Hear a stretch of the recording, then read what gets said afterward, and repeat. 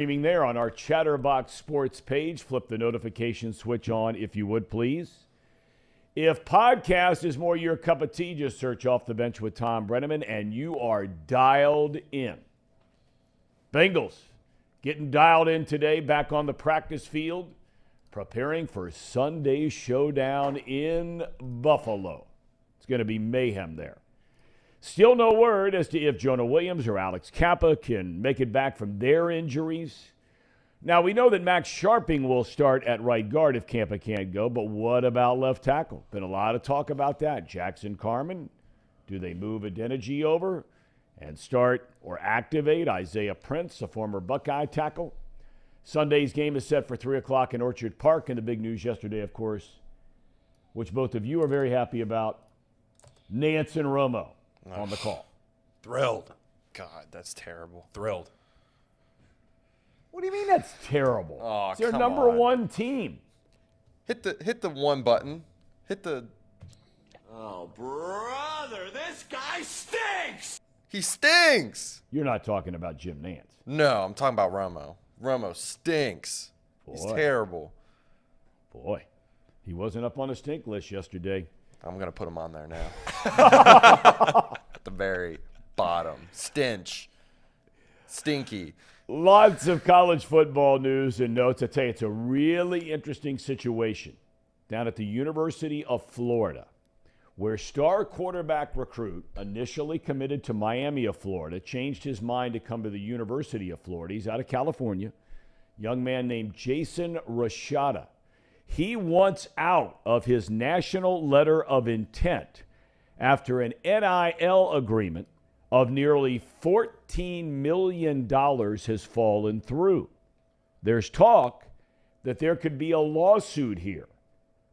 And boy, could that open a can of worms in the college football world I'm not sure anyone saw coming. Stay tuned. Michigan co-offensive coordinator Matt Weiss, he came to Michigan from the Ravens 2 years ago, has been placed on leave after university police confirmed an investigation is underway over computer access crimes that occurred in December at the school's athletic facility. We don't talk about tennis much, but number one seed Rafael Nadal is out at the Australian Open. The 36-year-old injured his hip during his match last night. He was in search of his 23rd Grand Slam title. That is the most of all time. College basketball, Paul and Trace called it. Game of the night went down in Manhattan, Kansas. Number 13, Kansas State knocked off rival number 2, Kansas. It was a thriller in overtime, 83-82. Don't look now, but here come the Big Blue. Kentucky, Cal. Beat Georgia 85-71 on the heels of that big win at Tennessee over the weekend. Toledo, it had to be a terrible officiating night. Defeated Ohio University. Miami falls at home to Northern Illinois, and Dayton rolled over Davidson 68-61. The Flyers are 13-6 on the year. Tonight, Paul, number 8, Xavier, goes on the road to DePaul. DePaul stinks, right? They stink. They stink. They stink, but they're not Georgetown. They got athletes. They can play. They're not Georgetown. Georgetown is, well, I say that. Georgetown's got athletes too, and they just – it's mind-boggling to me that Georgetown hasn't won a game because this Georgetown team is better than the last couple of years, and they still can't figure out a way to win. DePaul is not quite that. DePaul beat Villanova. DePaul beat Georgetown. Villanova stinks. They're bad. They're bad. Very Hard bad. to believe. Hard to believe. I mean, can a coach make that big of a difference? Well, it's partly the coach, and it's partly that they're missing 2 of their best players. Okay. Well, that explains They it. are missing their best player. But to me, the biggest thing with that is they knew he was going to be. He tore his Achilles last year in the Elite Eight, and they didn't go out and get anybody in the transfer portal for that position. Marty, can you hear me? So I thought that was kind of, I don't know. Okay. Weird. But anyway, All right. that's that. So, yeah, Xavier in Chicago. That's right. Rock and roll Elsewhere, UC plays at South Florida tonight Yep. in American Conference play. A reminder, big program today, Kenny Anderson, one of the all-time great Bengals. An argument can be made he is the greatest all-time Bengal. Now, that might change moving forward, but he's already in the Ring of Honor. You know, it was interesting. As we bring in the Hall of Famer, Marty Brennaman, correct me if I'm wrong, Dad, before we get to you and where you are. But when you went to a Bengals game earlier this year, you said it was the first game you had been to, a Bengals game, since 1975. I believe you said it was the Monday night game against the Buffalo Bills. I was researching a little bit last night. That was the first time the Bengals had ever won on Monday Night Football. And Kenny Anderson First time they ever played on Monday Night Football. Gotcha. And Kenny Anderson threw for nearly 450 yards in that game. It was, and I don't disagree with you. I think right now, as we talk today, there is no question that he's the greatest quarterback in the history of the Cincinnati Bengals. And further, and from my perspective, it's criminal that he's not in the National Football League Hall of Fame.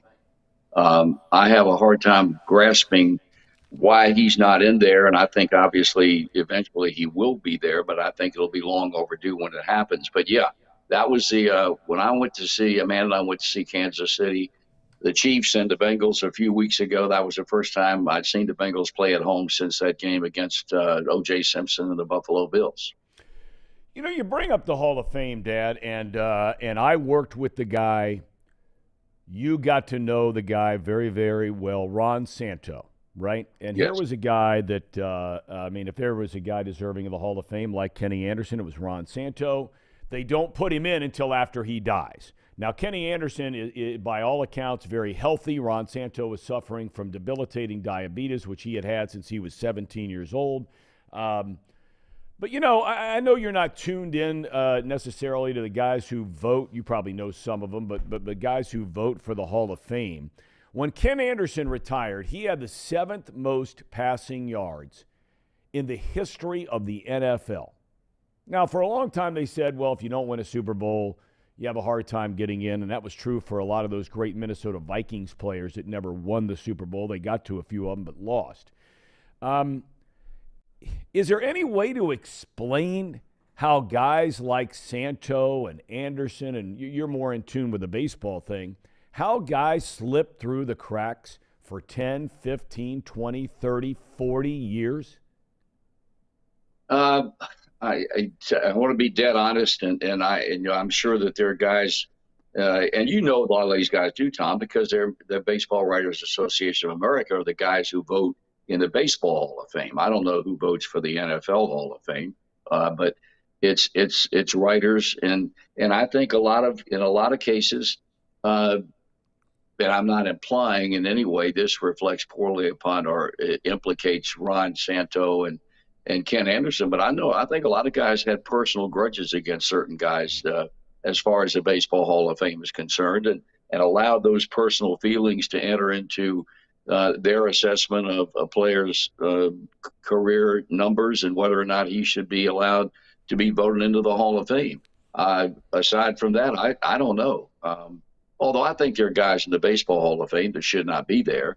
We talk about Ron Santo. Ron Santo should have been voted into the Hall of Fame from my perspective long before he finally did. But I think there are a lot of guys, as far as baseball is concerned, that are not in the Hall of Fame that should be today. A lot of them. And it seems like gradually, we're getting to the point where some of those guys are now finally getting in. Jim Cott should have been in a million years ago and just got in a few years ago. Fred McGriff, I think, is going in this summer. I felt like Fred McGriff was a Hall of Famer a number of years ago and didn't get a look. And all of a sudden now he's been voted in.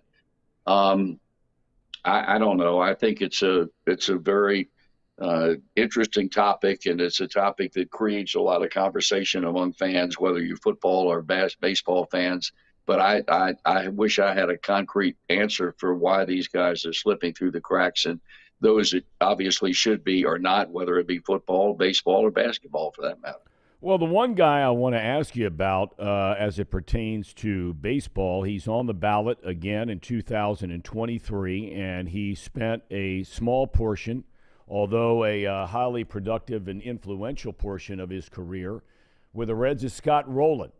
Now, no in my opinion, Rowland is a lot like Santo.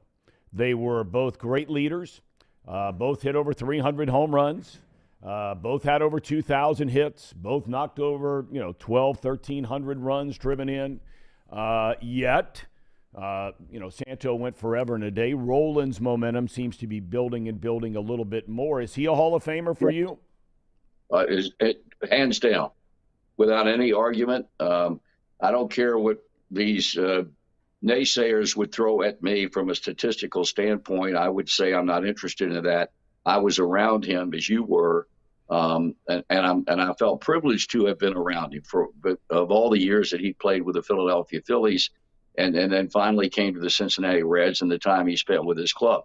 There's no doubt in my mind that Scott Rolen is a Hall of Famer. The thing that bothers me is that with the advent of analytics and with more and more people with zero background in baseball get involved in important positions in Major League Baseball, then now you have the influx of writers who are tuned in the same manner. And what worries me about some of these guys that you mentioned, Roland, and I think Scott will get in, but there are other players that would have numbers that would be contrary to everything that the analytics people think of. Maybe you don't have enough walks, and all the other numbers that go into their way of thinking as to whether a guy is a good player or not. And I'm afraid that they will judge guys like Roland, who played back there before the advent of analytics, and keep them. I'm talking the writers now, because there are a lot of writers today already who are big analytics guys. And so I'm afraid they'll judge certain players, whoever they might be, based on their thinking as far as the analytics are concerned, and not cast a vote for them. That worries me a little bit, because they are what they are, those guys. And they may say, well, he played back in 1973 or 4 or 5 or 65 or whatever the case might be, and he didn't do this, he didn't do this, he didn't do this, judging those guys by what he thinks guys who are really good players are doing today from a statistical standpoint. That worries me a little bit. Well, he's on now, he being Roland. He has moved on to that, whether he's going to find out in a week. There are other guys on there like Todd Helton, Billy Wagner, great closer, Andrew Jones, great player for a long, long time, offensively and defensively. So there's some big names on that ballot. You are in Arizona. I am. And how's it Cold going out Arizona. there? What are you doing? Cold Arizona. Oh, okay. Well, the players were, the campers, as they are referred to, have not been able to get on the field and play baseball until yesterday afternoon because of, at times, torrential rains here in Arizona.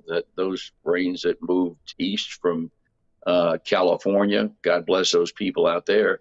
And so they finally got on the field and played a couple of games yesterday. They're going to play today. They're going to play tomorrow, and whittle down the number of teams until they play the championship game on Friday morning.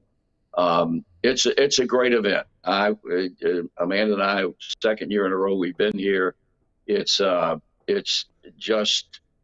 incomprehensible to explain to people unless you, whoever you may be, have been here before and are watching this show today. It's a coming together of guys from all over the country, and they just have an incredible time. You've got former Reds who have come in as instructors in the week-long event, and it's just something that you look forward to every year. And I did a Q&A for the campers yesterday, and they've got Kangaroo Court tonight, which is one of the great events that anybody's ever heard. It's unbelievable. I mean, they find you for breathing or burping in the middle of a sentence. They find all sorts of, and all the money raised from the Kangaroo Court go to Wounded Warriors, the foundation that Doug Flynn is so heavily involved in. For former servicemen and women. And so it's just spectacular. I have a hard time telling people how wonderful it is, because it's really something that once you come to, you want to figure out a way to come back year after year after year. And by the way, I renewed old acquaintances, and I've laughed steadily for 3 days at one of the finest people I've ever been associated with in baseball, who we both think highly of. And the first thing he said to me was, I'm thinking about him, and that's your good friend and mine, Lenny Harris. Oh, man. He is the greatest. I just wish that guy would have had a chance to play for the Reds over a longer period of time, because there's nobody like that guy in the world. Everybody made fun of him, and back in the old days on local radio, there were clips, and they'd string together a bunch of clips about defensive plays that he didn't make, and then he moved on to become the all-time pinch hits leader. But man, that guy, I always thought Daddy'd be a great major league manager. He was coaching for a long time. Well, he still is. Yeah. He'll be at Daytona this summer. He still is, and I agree with you 100%. He would be an outstanding major league manager, but his humor is just unparalleled. I mean, we sat in a room yesterday. Amanda and I did a conference room over at the Reds complex, and there were all these guys: Ronnie Oster and Aaron Harang and Tommy Hume and Eric Davis, and all these guys were sitting in there, and he and Joe Oliver were holding court. And it was the funniest thing that you've ever heard for a good 35 or 40 minutes, telling stories of playing in the minor leagues. And he's just a joy to be around. And I'm thrilled to death that he's here. I hope he's here every year now that I come, because I love the guy. He's one of my all-time favorite players, and he has a wealth of baseball knowledge that he imparts upon these young guys who are trying to get out of the minor leagues and getting to the big leagues. And but that's the first thing he said to me. He said, "You tell Thom I said hi." I love the guy, and I truly mean it. The Reds Caravan, you are going to be a part of that. You're going to be a part of the North Tour. Stops in Columbus. Correct. Lima, which is always a huge stop, and we talked about the National Museum of the United States Air Force in Dayton, Ohio. You're going to be there the final weekend of January. One thing I want to ask you about that, and look, I know everybody has different things going on, but I was saying it when I was working with the team.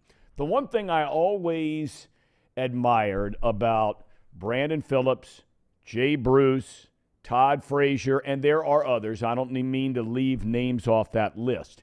But even after they had established themselves as major league players, if not major league stars in all three of their cases, they still made time to go on the Reds Caravan. The team released who was going for this year.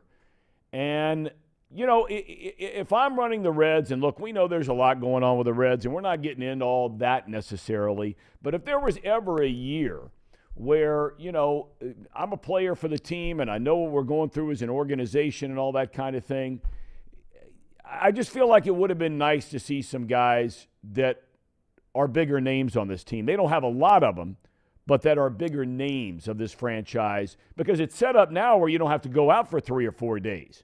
The entire time. I mean, you can go out for a couple of days. Even in some cases, they'll let guys pop in for a couple of stops.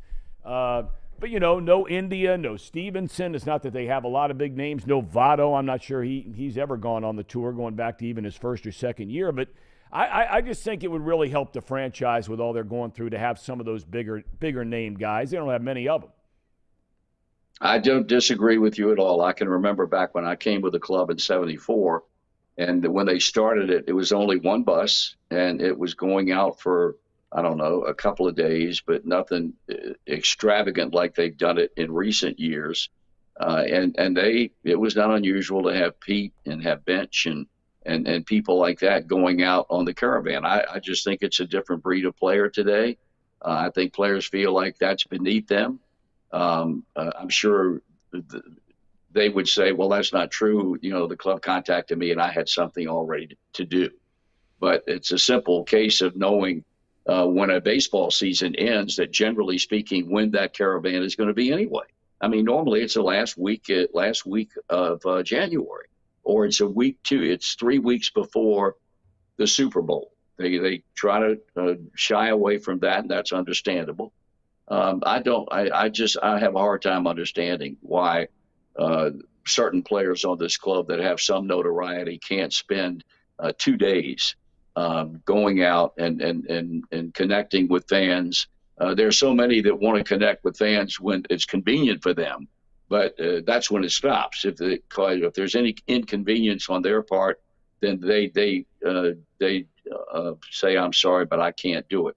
I think it would really help this club. It's unfortunate that they don't have bigger names among the ones that have some notoriety on this club. It's such a young team, but I don't disagree with what you say at all. And, Dan, I always felt like, and I can only speak for me personally, it's easy to get wrapped up in that cocoon where you're in a big league city.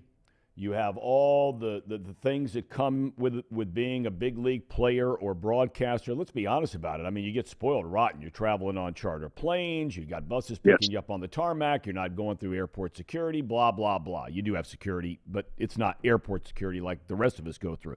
But the point I'm making is that I just felt like it really grounded you in a lot of ways. And I can only speak for me. I felt like when we got out there, you were meeting people, and they could be a guy who's in his tractor out on his farm somewhere in northern Ohio.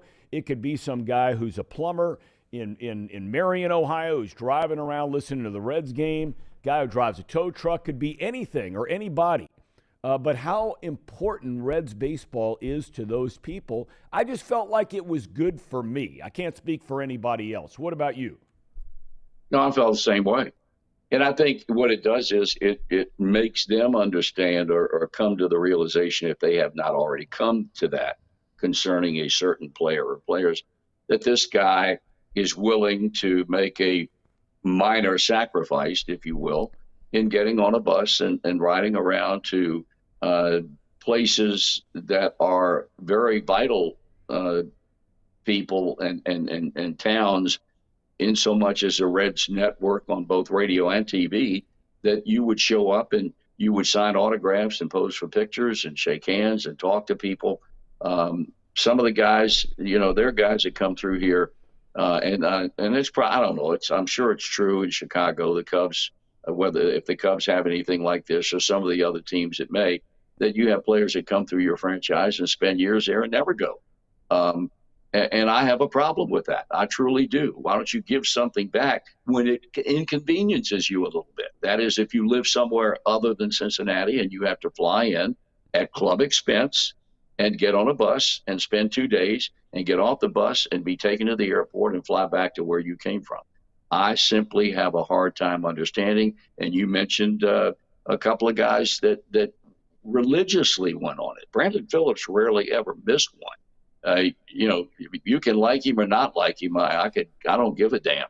But I guarantee you one thing: the guy went out and he did things to promote the ball club. And Jay Bruce was just as religious in terms of, if the club wanted him to come, that he would be more than happy to show up. And there were others. So no, it'd be hard for certain players to explain to me, well, it was never, I always was busy when they came around. Because you can make sure, if you're not busy, if you're sincere about going on it, by knowing that it's generally, as I said earlier, the last week in January. It's very simple, very simple. And in fairness, because I mentioned a couple of names, Votto and Stevenson, these guys are coming back from very serious injuries. And so, you got to take that into account in some of their rehab and all those kinds of things. But all right, well, you'll be coming back to Cincinnati when? Well, we're leaving here on Saturday, and we are driving to Anaheim, and we're going to spend 3 days in Disneyland.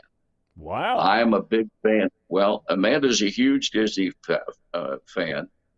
I am a huge Disneyland, and I emphasize the last, L-A-N-D. Disneyland fan. I went once a few years ago with Amanda, and I was blown away by the convenience of it. All the hotels are inside the park. The history of Walt Disney building that place eons ago is pervasive. So we're going to be out there for 3 days, and then we're going to be coming home next Thursday. Yes, like a week from tomorrow. So I think people have a picture in their mind when you say that you and Amanda are going to Disneyland. Does that mean you get on rides and all that kind of thing? Some of them, yeah. So I mean, like the teacup spinning around and all that kind of stuff. I don't know that I get on the teacups. I don't know that. But I'm also a Universal fan. That's the one thing about Orlando. Yep. Because the reason why I'm a Universal fan is I'm a big Harry Potter fan. I've read all the books. I've seen all the movies. It's one of the great things. J.K. Rowling is an incredible woman with an amazing mind to concoct a story about Harry Potter and all the things that he went through in that fantasy world. So I like Universal because of Potter, but I'm really looking forward to going back to Disneyland, and that will be we'll drive there Saturday. Yes. Well, that's big news. I think you got to get some video of you riding one of the rides. I think that would be good for guys. You agree? Ham and Eggers would love to have that. Am I right, guys? Come on, Marty. Let me ask you guys a question. Would you be satisfied if Amanda took a picture of me in a teacup? Absolutely. That checks the box, Marty. That works. Checks the box. Now, if they have that now, I'm not sure they have that, but we'll find something equally as ridiculous. And we will send a picture, Tom, to your phone, and you can post it for your fans upon receiving it the first part of next week. Okay. One fan wants to know, and I know nothing about Harry Potter. Okay. I've never seen the movies, never read the books, know nothing. Okay. You should do yourself a favor and read the books, but go ahead. Okay, I will. But someone wants to know, and correct me if this is wrong. Everett wants to know, was Dumbledore a horrible person? Dumbledore was a good guy. No, he was a good guy. He was a good guy. Yeah. Okay. He was a good guy. He was a good guy. That's right. Who said that? Did you say that, Paul? Yeah, Casey and I both did. Yeah, he was a good guy. So you guys are somewhat familiar, right? Oh, yeah. I've read all the books. I've seen all the movies. It's the classic, 10 o'clock at night. It's on Bravo. You stop and you watch the movie. When's the Harry Potter you marathon? watch them over and over and over again. But, Everett's tried to trick me because he wanted me to say, well, no, Dumbledore was a bad guy. And Dumbledore was a really good guy.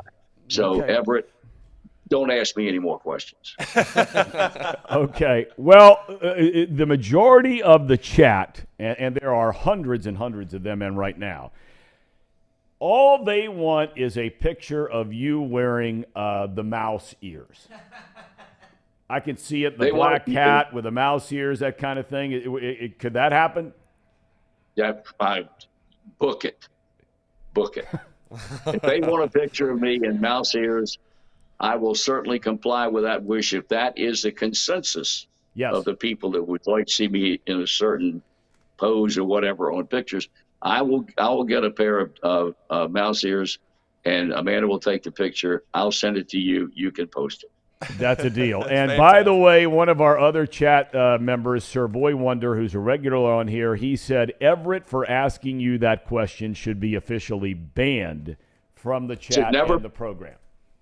Never be allowed to call and ask a question, because that qualifies as a stupid question. And one that tried to, and here's why it's stupid, because he did it with the intent of trying to trick me. And I don't what do you mean? For those who don't know anything about it, how would that be a trick? Because Dumbledore was a great person. He was a legitimately great wizard.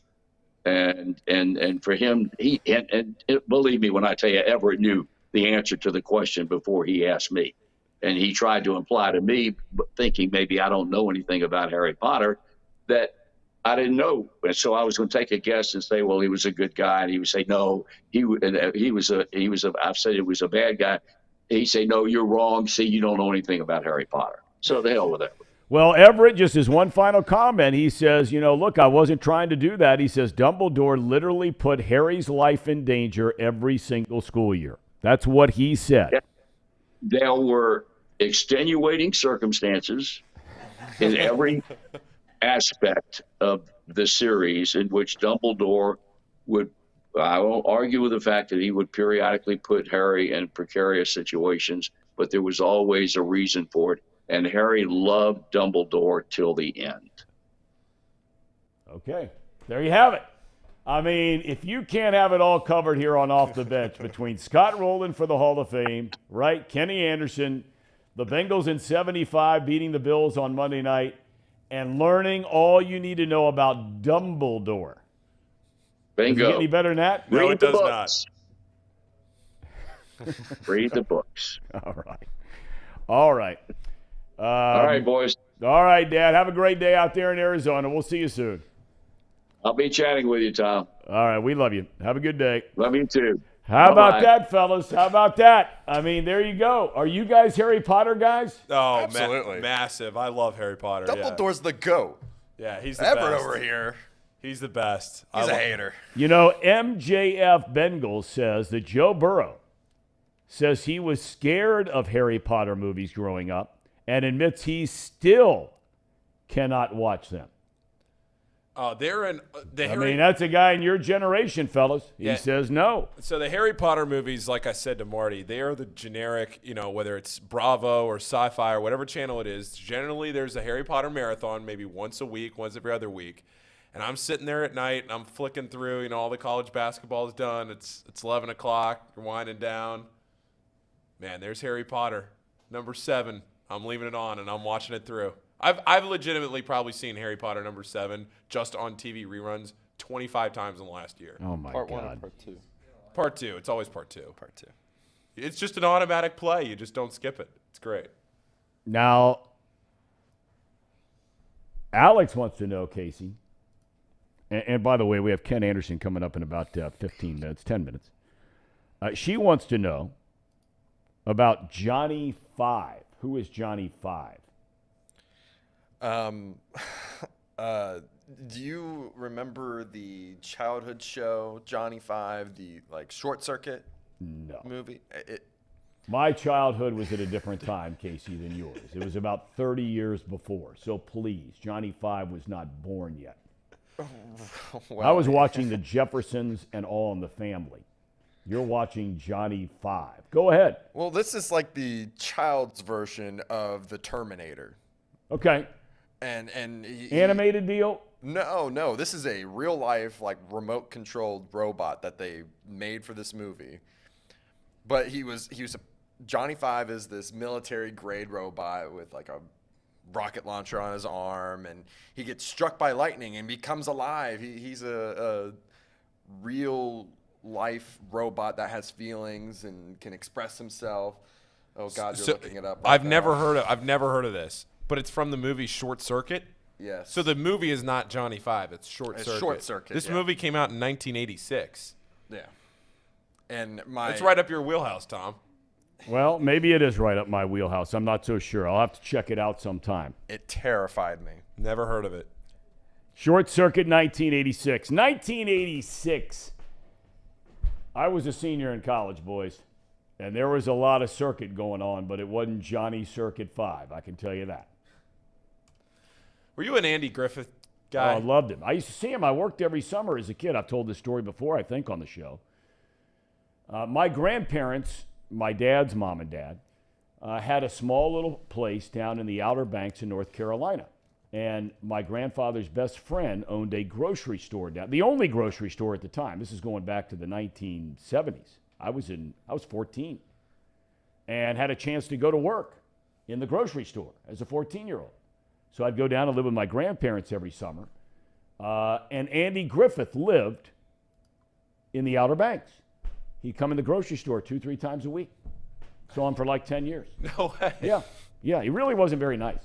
Oh no. Yeah, he really wasn't a very nice guy. Oh. And I don't like saying that about guys who are dead, but I mean, look, he's walking in a pair of flip-flops and T-shirt and a pair of shorts. You're thinking it's Andy Griffith, nicest guy in the world on television. And I just, not that he was an evil. I don't mean that. It's, be a little nicer to the guy who's cutting the meat, right? Be a little nicer to the person who's bagging the groceries. Oh no. It's not what I Doesn't want to hear. take much. It broke my heart because I love that show. What about Gomer? Gomer, leader of men. Gomer Pyle. Him and Otis. Leader of men. Otis. All right. Do we have any connection yet with Kenny? Not yet, right? He just actually emailed and said that he would join our show. Okay. Now, I know we've gotten off sports a little bit here, but look, it's a pretty light day. I mean, we still have 5 days away from the Bengals. We know that Xavier and UC are both playing college basketball tonight. We expect to have more information on where the Bengals are from an injury standpoint, especially that offensive line, what might or might not happen, who will play, who might not play in the game in Buffalo. A very interesting article, and again, I give him pub, but Paul Dehner Jr. in The Athletic today writes about the comparisons of Joe Burrow and his offensive line this time a year ago going to Tennessee, where he got sacked 9 times, compared to Burrow going to Buffalo this year in the same round of the playoffs, and how he and the team is better equipped to handle this. He understands defenses better, 1 more year of experience, getting rid of the ball quickly, how he's handled pressure from opponents this year. Ravens only pressured 25% of the time, and that was their norm in the game last Sunday. But we're going to talk to Kenny Anderson about a multitude of topics. The current Bengals, Joe Burrow, the Hall of Fame, and growing up in Batavia, Illinois, where he went on to tiny little Augustana and wound up being one of the great Bengals of all time. Right now, the greatest Bengal quarterback of all time. Joe Burrow certainly has a chance to change that too. I think we all agree universally, without a doubt, the greatest Bengal of all time is the only Bengal in the Hall of Fame, and that would be Anthony Munoz. No doubt. All right, we're going to take a break. Hopefully on the other side, we have Ken Anderson with us. And it's time now for the Ham and Eggers. It's that time of the show, the Ham and Eggers. These guys are great. Trust me, I would know. I introduce all the best segments. And, So I walk in this morning, and last night was one of the best betting nights of this group's year so far. It's January 18th. It was a fantastic night. Paul's pick of the day was the only pick that I lost yesterday, Clemson, but that was semantics because Clemson's point guard got hurt 3 hours before the game. Or, well, he may have been hurt, but it was announced that he wasn't playing 3 hours before the game. So, as it happens, poor Seho. As it happens, Sam, poor Seho, he lost a parlay on that one. Casey, I come in here and I sit down this morning, and I'm going on and on about how great of a night we all had. Kentucky came back and won. You know, we all, the Picky Parlay won. If you follow Not Too Picky on Twitter, we all had a great night. I come in here and I sit down, and Casey's looking at me with a grin on his face, and he's going on about his night. We didn't get any of your picks, Casey, and you won huge. You're hiding your picks. Yes and no. I didn't share any of my picks because I've been really cold. I didn't want to hurt anyone's feelings, you know, by sending out a bunch of losers. But last night, All right, read the people what we all won. You don't have to go into your dollar amounts, but read the people what happened last night. All right, so the office all took Kansas State. Yes, Kansas State was a huge winner for the office last night. Then I made a 3-leg parlay, and this one hit. 76ers money line, Joel Embiid over 31.5 points, and over on both team totals of 107.5 points. And what were the odds on that? Plus 570. Okay. All right. Then I made another parlay. This is only a 2-legger. Portland Blazers and Denver Nuggets under 238 total points, and Damian Lillard under 8.5 assists. He had 8 exactly. So I almost lost on that one, and that was at plus 190. Unreal.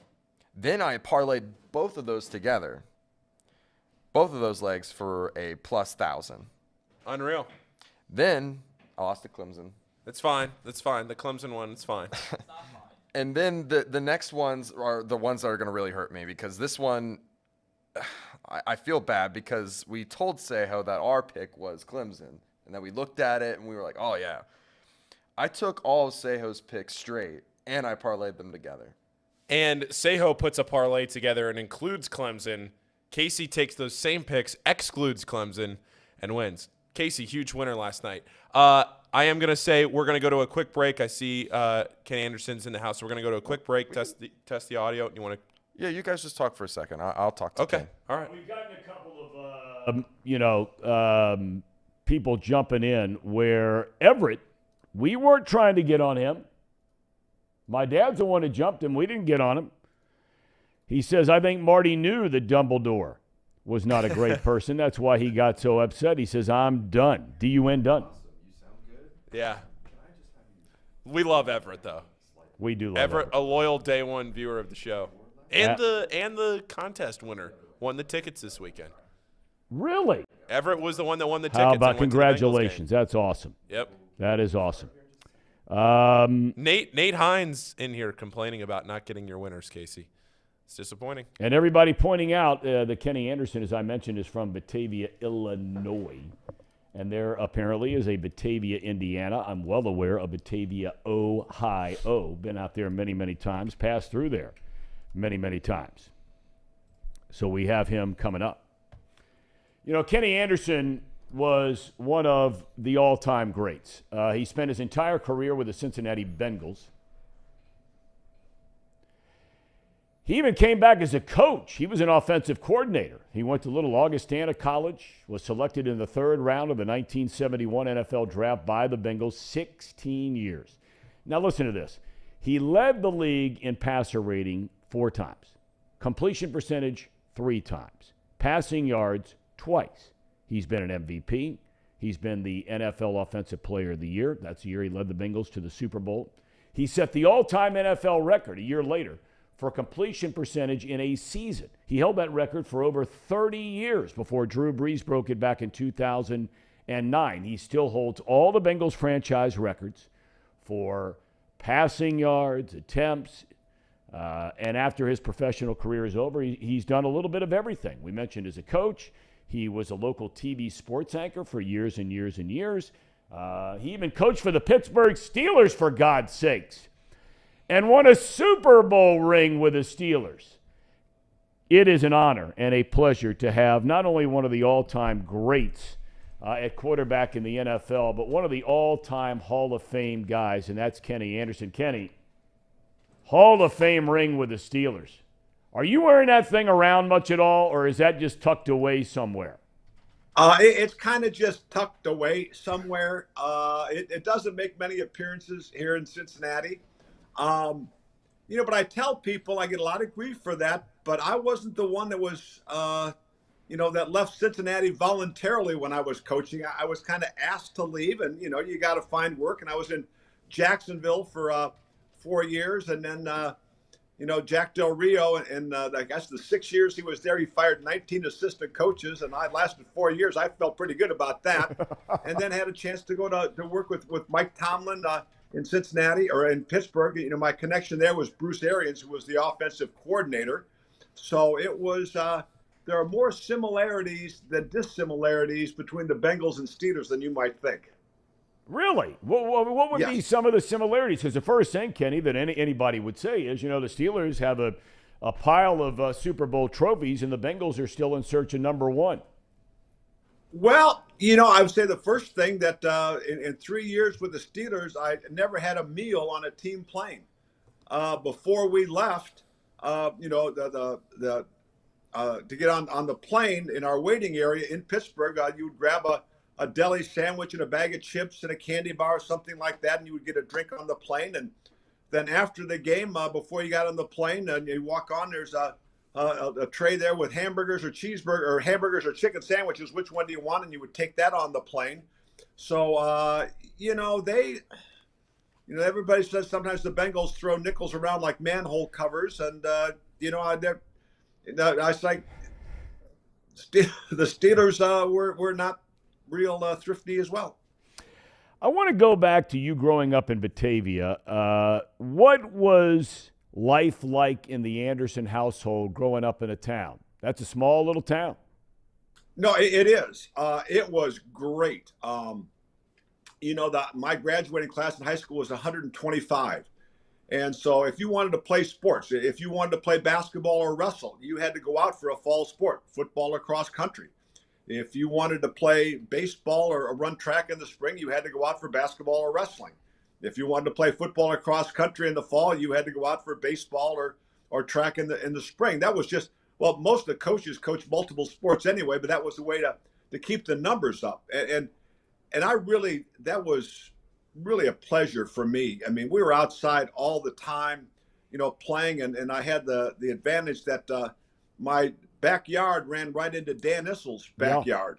All-American at UK, member of the NBA Hall of Fame right now. And, he played baseball, he played football as well. And, we're always out in the driveway shoveling snow if it was in the winter to play hoops. But I did have one big advantage, that my dad was the high school custodian. And if they had a game on a Friday night or Saturday night, he had to go in and clean the gym the next day. And man, a lot of times my friends, we would go down there, and while he's working, he'd go into the head coach's office and break out the rack of basketballs that the varsity used, and we'd play basketball all afternoon while he's working. I was going to ask you about Dan Issel, because when I was a kid and before my dad got the job with the Reds, he was announcing the old ABA, the American Basketball Association, and I was a ball boy for the visiting team. And the one most vivid memory that I have was playing the Kentucky Colonels, where Dan Issel played before the leagues merged, and he went to the NBA and a phenomenal career in Denver primarily. But I just remember he had no teeth, no front teeth. And back in those days, basketball players weren't wearing mouth guards like they are now. Did he have those knocked out? Do you remember back when you were in high school or something?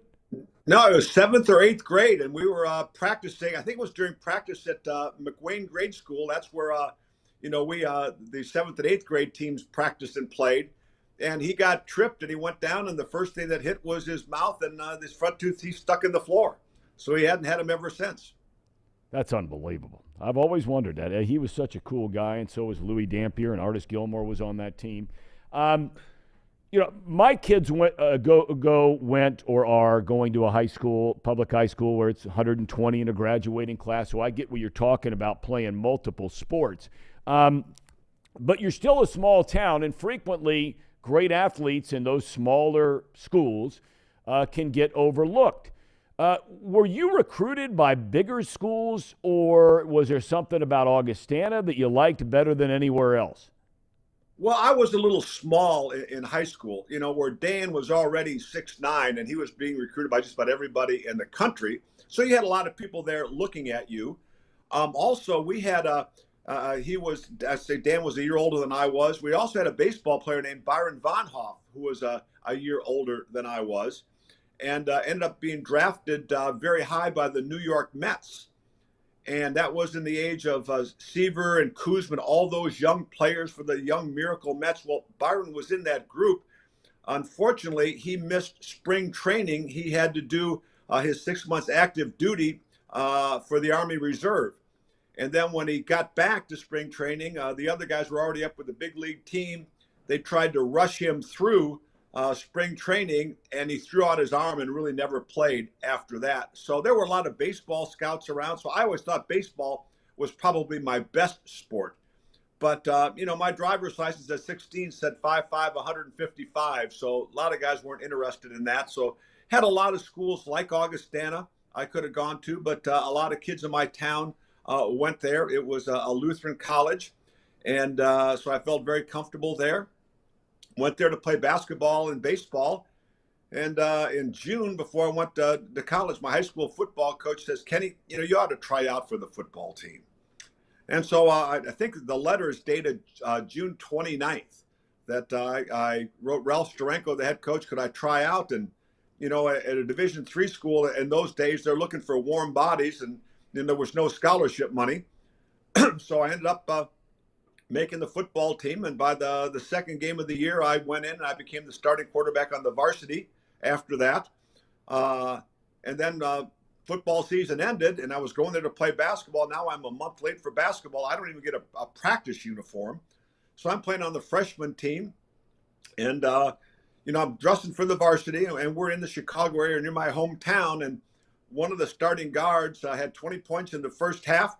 He did something to upset the coach, and he got benched the second half. He put me in. I had 20 the second half. From then on, we were the starting guards on the varsity. So I played 3 years of varsity basketball. And then the baseball coach said, and we're hitting in the bus barns. And at that time, I was a little tired, going 2 sports back to back and trying to study a little bit. So I never did play baseball.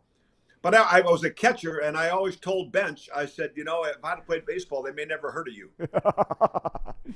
When did you go through the growth spurt? I mean, because you were saying, your driver's license is saying in high school 5'5", whatever. You're a big, strong guy. When did that happen? It started when I was in college. I think I went there at 6'1", and about 180, and then I got up to 6'2", and maybe it was because I discovered beer when about that time, and I put on some weight up to 215, and so all of a sudden now, I've got the physical dimensions for an NFL quarterback, and got real lucky because my senior year, Pete Brown, Mike's brother, was the head of the scouting department. He was at a Notre Dame game one Saturday afternoon, and I was playing Valparaiso in Valparaiso, Indiana that night. So he went over to that game. So he was the first one that saw me play. That's amazing. You get drafted in the 3rd round in 71. You mentioned Pete Brown. Did you know who Paul Brown was? Oh, heck yeah. Okay. I grew up in the Chicago area, a big Bears fan, and, Billy Wade was the first quarterback I really liked, and, Rudy Bukic. And so, you're following the NFL, and I was always a big football fan. So, yeah, I was very well aware of Paul Brown. And, when you come now, and we had Mike Reed on the program, we've had others on the program who, their first experience with Paul Brown, or the first time they met him, what kind of impression he made upon them. You recall that day? Yeah, it was the draft in those days was in January, the end of January. And, during the season, the Bengals coaches went out on Saturdays and scouted. And so Bill Walsh actually came up to Waukesha, Wisconsin, and saw me play against Carroll College. And then went after the game. He took a flight and got to Cleveland for the Bengals game the next day. So he had been there. Mike Brown had come out to Rock Island to watch me play. Right after the season, Bill had come out to Rock Island to work me out in our old gym. And so, yeah, I was very well of the organization. And, when I got down there, I was drafted on the first day, and they called me, and I caught a flight the next morning, went to Cincinnati, and, the first thing to do was take me into Paul's office. And that was quite an intimidating experience. What was intimidating about it? Well, behind his desk, and, there's pictures of him and Otto Graham and, the success that he's had. And here's the new franchise the year before. They won their last 7 games in a row, I think, to win the division, go to the playoffs for the first time. I think that the youngest NFL franchise to go to the playoffs. So there, and he had a tiger skin rug on the floor, and so yeah, I was pretty impressed. Yeah, I would imagine. Your quarterback coach, Bill Walsh. Now, look, guys, when they go on to achieve bigger and better things, and someone make the argument, that he's the greatest coach of all time, or one of the greats, certainly. What was he like? What was it like being around him? He was a young guy, just like you were obviously a very young guy. It was great. And they didn't have the rules then. And so I signed my first contract the night that I was there at 10 o'clock at night. Went in with Mike Brown to negotiate my contract, and they offered me a 3-year contract for $18,000, $20, and $22, and a $7,500 signing bonus. And I'm thinking, man, I like the 18. If I didn't make it, I had a teaching job lined up in Chicago with my uncle, who's my idol, teaching math and coaching high school football and basketball with him. And he said, "Kenny, go ahead and take it." He said, your starting teacher salary is $5,000. So for some reason, I said, Mike, I want a $10,000 signing bonus. And he pulled out a check made out to me for $7,500 and said, "This is what you're going to get." I said, "Fine, where do I sign?" And he said, "I tell you what, if you make the 40-man roster, we'll give you the extra $2,500. So I moved down to Cincinnati, the beginning of February, and met 3 days a week with Bill. And literally, I didn't throw a football for a long time. It was just working on the drops, where I would stand in place just to get the feel of moving my feet in a 3-step drop. Okay, now this is standing in place. I'm not going anywhere. It's 1, 2, 3, and cock your arm like you're going to throw, then a 5-step, then a 5 and a hitch. And then the next week we would walk back and do the same things. And he said, okay, now here's the route here. It's going to be 82 Z in, it's 5, and we're talking about the offense at the same time. And it was the old 16 millimeter film. And he gave me a projector in my apartment and a stack of films. And he said, all right, take these home with you tonight and write down all the offensive formations. And I'd do that. And I'd go back, I'd take the stack of films, put them on his desk. And he said, okay, now take these back again with you and write every defensive front. So I did that, and it was so helpful to me to have that one-on-one. And had I not gone to Cincinnati and had Bill Walsh to kind of take this piece of clay and mold it into whatever he wanted it to be, I wouldn't have made an NFL team. By that September, I'd have been at New Trier High School coaching football and basketball and teaching math. Your first year, you play in 7 games. Then you move on to become the starter a year later. 10-4. Eventually, you win the AFC title. You get to the playoffs. When people watch regular season football, Kenny, and then they watch postseason football, is there a difference between the two in terms of level of play and intensity? Well, you think you're intense every game, but you go and. My first playoff game was 1973 down in Miami when they had those great teams. And, we were down there and, it was a cold week in Cincinnati, and Paul Brown always believed in sleeping in your own bed as much as you could. And so we practiced here all week, and we caught a flight to Miami on Saturday, got down there, and it's, one of those mid-80 humid days in Miami. And that's when I realized that it's tougher going south at the end of the year than it is north. Going south, it was physical. I mean, you kind of hit the wall at certain points. And, in that game, we lost our top running back, Essex Johnson. And, he went out in the first quarter. We got beat in a close game, down there. And so that was kind of my first experience with it. You're excited for it. And then a couple of years later in 75, we're 11-3, I believe. And there was only one wild card in those days, and the Steelers won the division at 12-2, and so we went out to play in Oakland. And of course, in those days, the dynasties were the Miami Dolphins, the Oakland Raiders, and the Pittsburgh Steelers. And I think we got beat 31-28 out there. And I remember driving down to win the game at the end, and going to throw the ball, and got sacked by Ted Hendricks. And so then it was a while, it was kind of frustrating. Bill Walsh left after that year. Paul Brown retired and turned the team over to Bill Johnson as our head coach. And, we played well in 76 and 77. And, injuries kind of crop up. We weren't a very good team. And, in 78, we were playing up our sixth exhibition game, and we're playing the Packers in Milwaukee. And, we got a big lead at halftime. And I go out to start the second half. And in the first series, I hit my hand on the helmet and broke my throwing hand and missed the first 4 weeks of the season. And, we started off 0-4 and going out to play the 49ers. And a lot of rumors that they were going to fire Tiger. And I really loved him as a head coach, as a person. And I went in on Monday and told the doctor, cut the cast off, I'm playing. And so I was not real effective, and they fired him on the plane on the way home. And, then 79 was an awful, awful team for the Bengals. And, of course, Forrest Gregg comes in 80. And, you didn't have to worry about intensity for a playoff game because Forrest made sure you had intensity for every game. You look at I want to back up just real quick because you were there. You worked very closely, as you just talked about, with Bill Walsh. And of course, people, that are old enough to remember, they all walk around and they wonder what could have or what should have been. Being in the quarterback room with Walsh, you mentioned Tiger Johnson. Were you surprised Johnson got the job when Paul Brown stepped away and not Bill Walsh?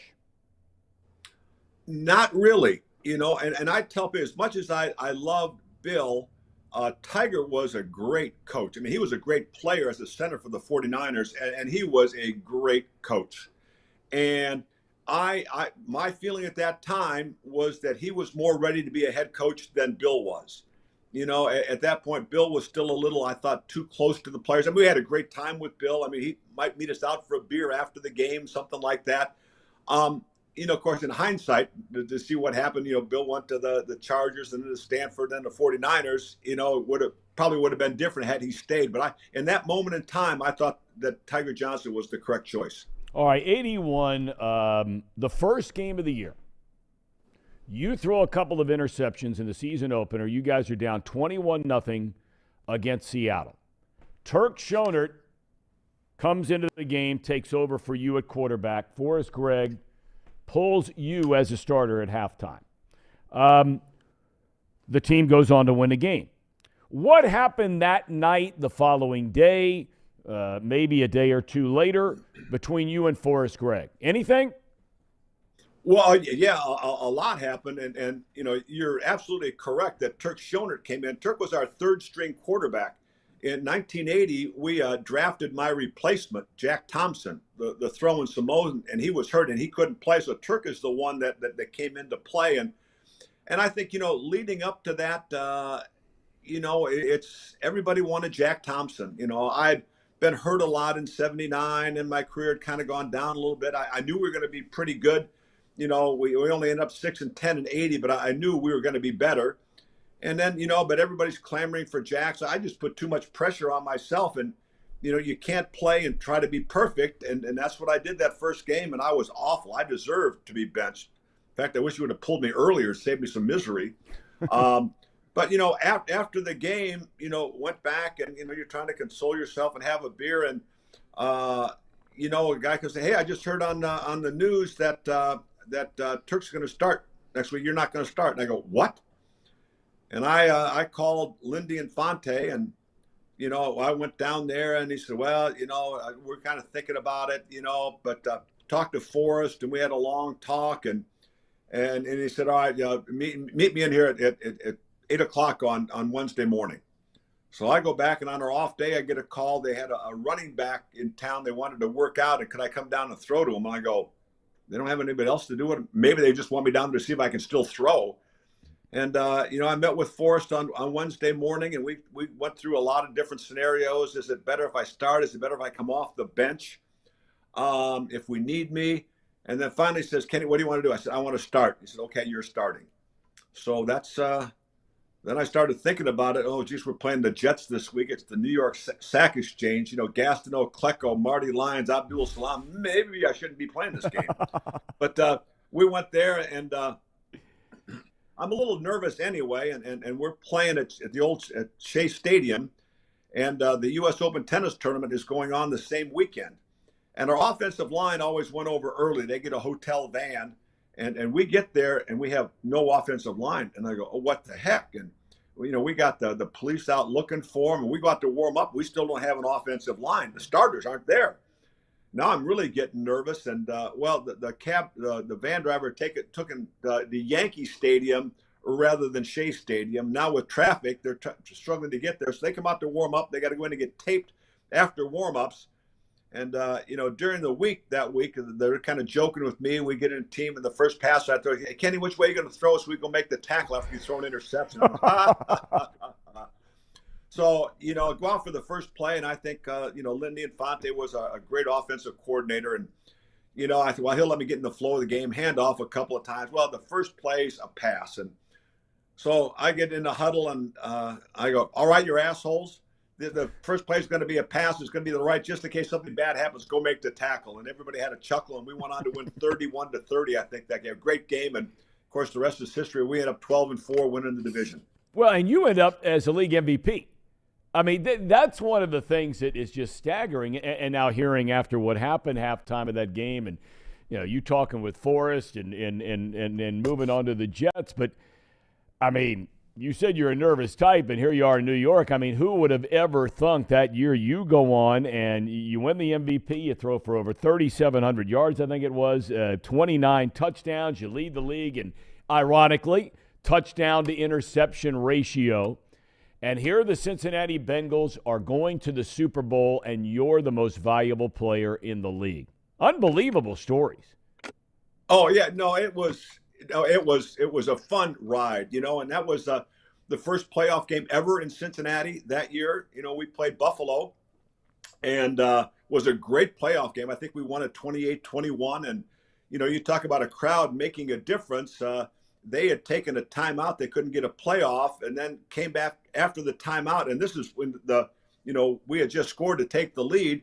And after timeout, they come out and still had to take a delay a game because of crowd noise, and they couldn't convert, and we win the game. So we owe the fans a big thanks for that one. And of course, next week, we go out and the temperature got real cold for some reason, and it's 59 below with the wind chill, and guys, we're at the hotel the night before. Guys' cars won't start. They come down to the game. We're hitching rides any way that we can, and that was one of. I think, you talk to the guys on that team, one of our proudest accomplishments that we could go out into conditions like that and perform. And, everybody said, well, it's unfair. Miami, the Chargers had just played in Miami the week before. It's 80 and now it's minus 59, and that's not fair to them. And I said, you know what? We were out in San Diego earlier in the year and beat their ass. I mean, it wasn't close. And had they won that game, we'd have played the championship game in San Diego. So we earned that right. But, Tom, my favorite story about the championship game is they brought in heated benches that we had never seen before. And so it's in the first quarter, and I'm over. I go off the field, and luckily I've got my helmet on, and they got little slots for your feet to go in. And so I put my feet in there. I'm sitting on my hands. Somebody throws a cape over me. And a couple of minutes later, there's a big roar. And I think, is there a turnover? Am I going back in the game? And so I stand up to see, and my feet don't come out. And I go down. And the first thing that hits is my face mask. And I'm seeing stars. And I'm calling for Marv Pollins, the trainer. I said, Marv, get some smelling salts, do something. I said, I can't get knocked out of the game falling off the bench. They didn't have as many cameras in those days, and there were no cell phones, so nobody caught it. But, in today's world, somebody would have seen it. They probably would have called down from the press box. They would have gone into concussion protocol and not finished the game. I've never heard that story. That's a great story. When walk me through, Kenny, because I was a senior in high school. And, I mean, when you're a senior in high school, there was nothing cooler than your team, hometown team, going to the Super Bowl. I mean, I can remember almost every single moment. Of that whole ride through the season and so forth. But walk me through being down in the third quarter. It's a 20-7 game. You get the ball inside the 5. You get the ball down to the 1. Now, much has been made of the inability to get into the end zone. And it's not Monday morning quarterbacking. I'm just kind of curious, what did you think of the play call? You got big Pete Johnson down there, right, weighing 270 pounds, whatever he weighed. What are you thinking about as the plays are coming in, and this is the biggest moment of the game? Well, I had no question about the play calls. I mean, we had been so successful, in short yardage and goal line. I mean, we had Pete. He might have been listed at 245, but he was probably 270. We had another big blocking back, Charlie Alexander. A great, we're talking about Munoz, Montoya, Lapham, Blair Bush, Mike Willis. We had a good offensive line. So, no, that was, no problems right there. I apologize for that. That's all right. But that was not what lost us the game. It was, the turnovers in the first half to put us down 20-0. We kicked off to San Francisco. They fumbled the opening kickoff. We got a great field position and got down to the 5-yard line. I threw an interception. We're trying to put 3 receivers to the left. We're going outside to pick for Isaac Curtis to come underneath, and Dwight Hicks makes the interception, and they go down to get the first score. And we were going to at least get a chip shot field goal from Jimmy Breach. And, that play haunted me for years until I saw Hicks at a celebrity golf tournament. He says, Kenny, I'm surprised you're talking to me. And I said, oh, that was a long time ago. I've forgotten that. Yeah, right. Well, he said, I want to tell you, I blew the coverage. I was in man coverage on Kreider on the slot. I should have gone with him to the corner. I stood there and was there for the interception, so I shouldn't have been there. So, we had that one. And then, we're moving the ball in the second quarter, and I hit Chris Collinsworth, down around the 10 for first down. He fumbled it. They recovered. Now it's, 14-0. And, they're kicking off, right before halftime. And they squib kick it, and we muff it. They recover it, getting a field goal. Kicking off again, do the same thing. We muff it. They get another field goal to put it in. So we kind of self-inflicted that game. And, I to this day, I will always believe that we were the better team, but we didn't play like it that day. At the time of your retirement, Kenny, you had thrown for the 7th most passing yards in the history of the National Football League. 7th most. 5 of the 6 guys in front of you are all in the Hall of Fame. I mentioned you had led the NFL in quarterback rating 4 times, completion percentage 3 times, passing yards twice, 4 Pro Bowls, MVP of the league. Take your team to the Super Bowl. You're asked this question all the time, Kenny. And I mean, listen, I told the story earlier. You're old enough to remember. I worked alongside of Ron Santo, the former Cub, great third baseman. Oh, yeah. Who from a time as a child growing up, he was diagnosed with diabetes. As he got older, there were incredible repercussions from that disease. He ended up having both of his legs amputated. But he still kept going strong and working in the broadcast booth. He was my partner with the Cubs when I was there. I was there every year in the winter, Kenny, out in Arizona, when he would be waiting on the call from the Hall of Fame. And every single year, that call never came. And they didn't put him in until after he had died, which was just, it's criminal beyond description. I only bring all of this up because I knew him well enough, like he was a second father to me, to know that there were parts of him that were consumed by that vote. Are you consumed by the Hall of Fame? No. Would it be great? Yeah. I'm a kid that grew up in a small town, and I made it out of Batavia. And, you think if you're an MVP of the National Football League, you're the biggest athlete to come out of that town. Well, I was always second fiddle to Dan Issel. So, I never played for the accolades. And, so everything that's happened in my career, playing, 16 years in one place, is, wow, that was fantastic. And Cincinnati was the perfect place for me.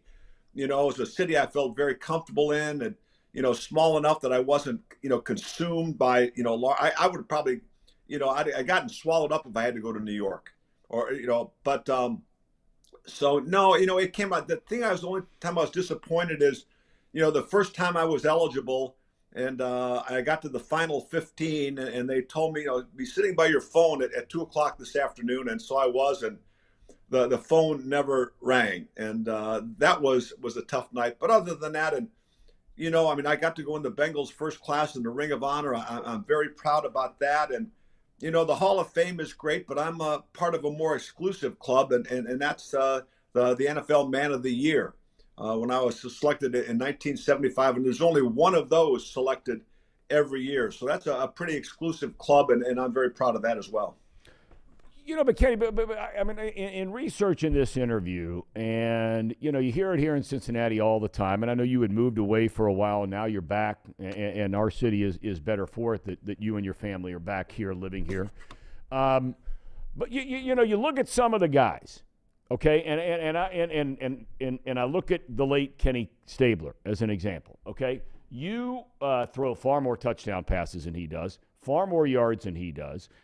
People forget what a great runner you were. You ran for over 2,000 yards in your career. Mm-hmm. Okay, your touchdown, you may not have had as many touchdowns as, say, Dan Fouts, who's in the Hall of Fame, but they were throwing the ball 15 and 20 times more per game than you were.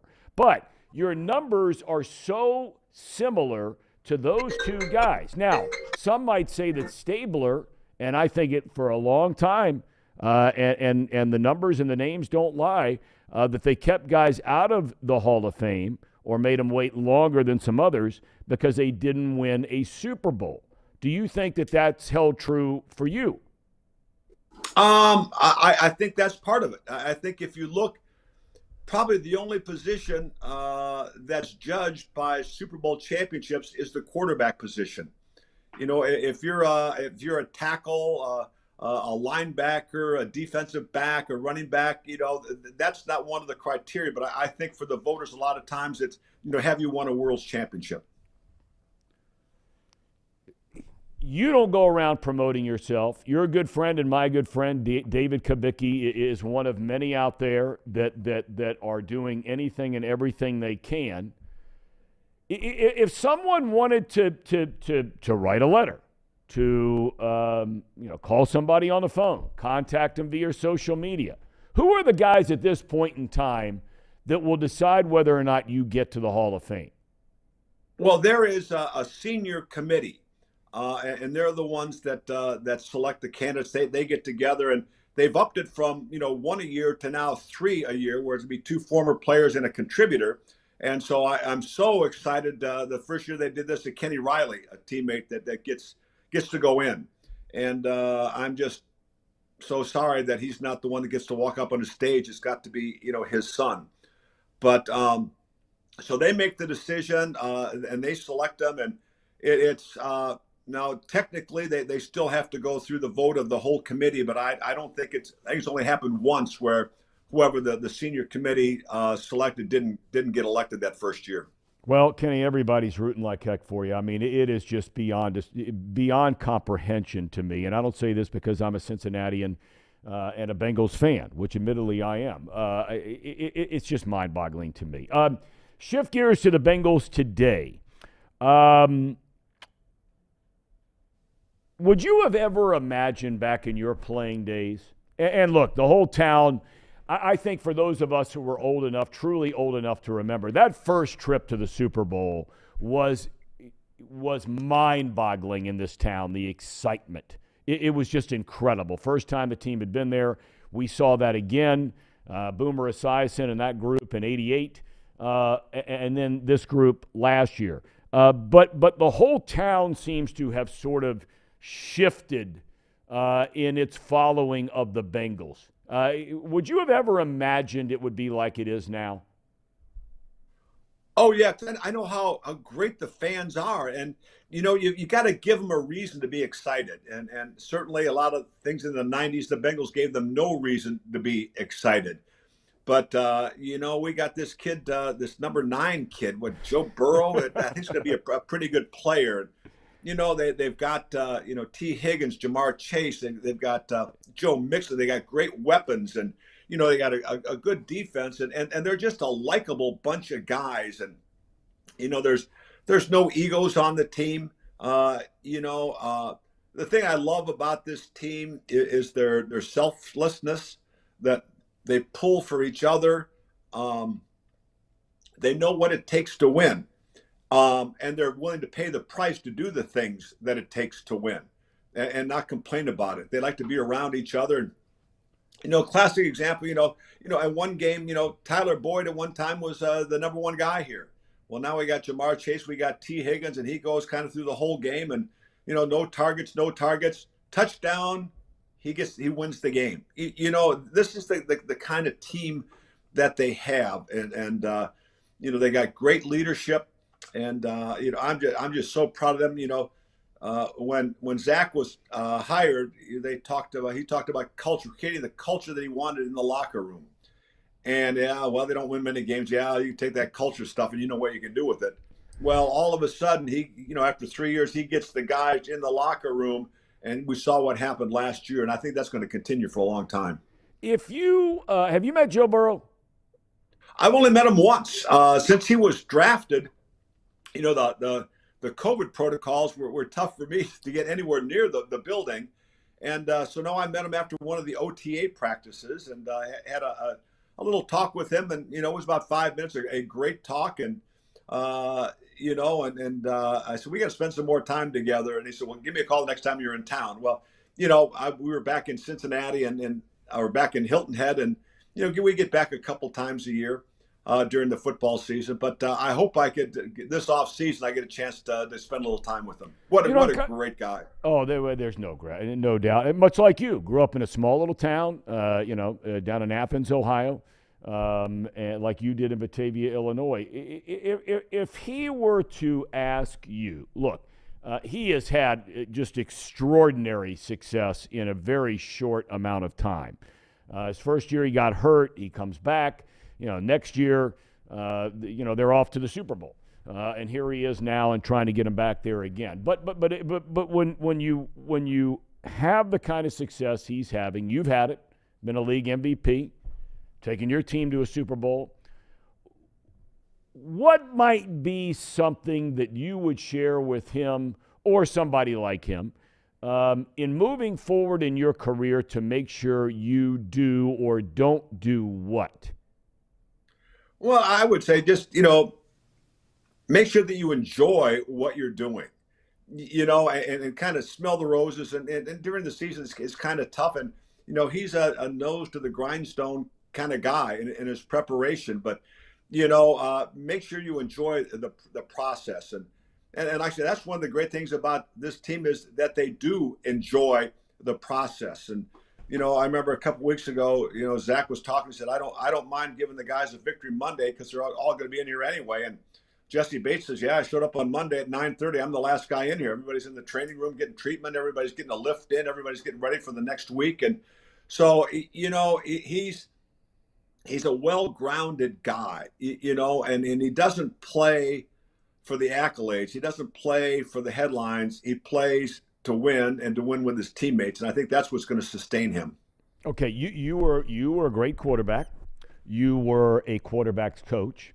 You were an offensive coordinator in the National Football League for a number of years. The Bengals, after starting their offensive line, Kenny, the same 5 guys for the first 15 weeks of the season, in essence, their last 3 games, they have lost 3 of those starters, beginning with Collins, going with Kappa, and most recently Jonah Williams. There's a chance that they could be starting 3 new offensive linemen this Sunday in Buffalo. Put on your quarterback hat first. What are you thinking about now facing that possibility? Well, I think the first thing I always talk about is protections, in the pass game. And, you got to try to help those guys when you can. And the big thing a quarterback can do is get the ball out quick when you throw the football, which Joe's done a tremendous job of, this year. And we saw, that when they're all in there the last time, it was tough to make a first down at the end of the game, against the Ravens. But I think this week they'll have a chance. And luckily, those guys have got experience. They've been with the team. Shapling's been, he started 33 games with Houston. I mean, he's got games under his belt. Identity, the same thing. Carmen Jackson. So, these guys will be ready. They got a great line coach. And this is not new game planning like this. I think last year, the second round of the playoffs, they went to Nashville and Joe got sacked 9 times. Yeah, and they still found a way to win the game. So I got a lot of faith in this coaching staff and designing a game plan that will help the line out as much as they can. I got faith that Joe's going to find a way to win. I got a faith in our defense to come up with big plays. You recently moved back to Cincinnati. Why? Well, I got to spend the first 13 years of my retirement down in Hilton Head, playing all the golf that I can. And, like I said, my youngest, most active years were down there riding bikes, going to the beach, had a great time. And, now all of a sudden, I got 6 grandkids between the ages of 11 and 3. And, when I only see, my granddaughter plays competitive volleyball and I see one match a year, and I went a couple months ago and she's playing and she's serving. Where'd this rocket of a serve come? She's got a jump serve now at 11. And I said, how did I miss that? I've got another grandson, that plays flag football. And, I think I can help him out a little bit with that. While others are playing, indoor soccer, basketball, just to be around that. And, I said that the nice thing is now we're going to be up here full time, and everybody said, "Oh God, you're coming back to this weather." Well, before I left, we had a nice little get together at our club down in Hilton Head, and all these people came up and said, "Ken, anytime you want to come down, you can stay with us." I said, "I'm wearing a wire. I have this all on tape." So when I call and say we're going to come down for a week, so if we get where we need a little warm weather, I need a little more golf, we go back to Hilton Head for a week. Well, Kenny, it's just great having you back in town. It's great having you on the program today. I can't thank you enough for making the time to join us here today. And I know one day you're going to get that call for the whole Hall of Fame, but I made the comment before you came on. You have just always been, whether it was your days as a player, I got to know you once you were in the media, if you will, back in your days as an anchor. You always treated people like $1 million bucks, and for those of us who were so young and, might have been intimidated being around a Kenny Anderson, you always made everybody feel like they were on top of the world. So thank you for your time today, and thank you for being Kenny Anderson. Well, and thank you for having me, Thom. And it's always a pleasure. And the reason I got out of the broadcast business is lack of talent. I think was the main reason. And a little story about broadcasting, if you've got time. That I've been doing it. I had a call-in radio show on WKRC, and I did the morning sports with Jerry Thomas, which was the best job I've ever had, getting to work with him. Of course, my first sports report was at 5:30 in the morning, so it was some early mornings, and did a little TV reporting with Nick Clooney, and then Charlie Meacham was the head of Great American Broadcasting, and he said, Ken, I want you to be this. It took me and Jerry Thomas to Muirfield every year to play golf, and we're up there walking down the first hole, and he said, Ken, I really want you to be the sports anchor. And I said, Charlie, I don't know about that. I said, Don Burrow's a good friend of mine, and they said, well, Don's not going to be there anyway. I want you to do it. Well, how do you say no to the CEO? So this is, kind of in June, and I'm going to start it in August. And so kind of getting ready for it, and did a little bit. It was disaster when we started off. But I get a call from HBO, and that's when they had Inside the NFL with Nick Bonacani and Lenny Dawson. They wanted added a third person. And I go, this is great, And the news director would not let me do it. He didn't want his new anchor to be gone 2 nights a week to start it off. And so I didn't get a chance to even try that out. And had that worked out, I don't know where broadcasting would have gone. But I knew right then that being a sports anchor wasn't for me.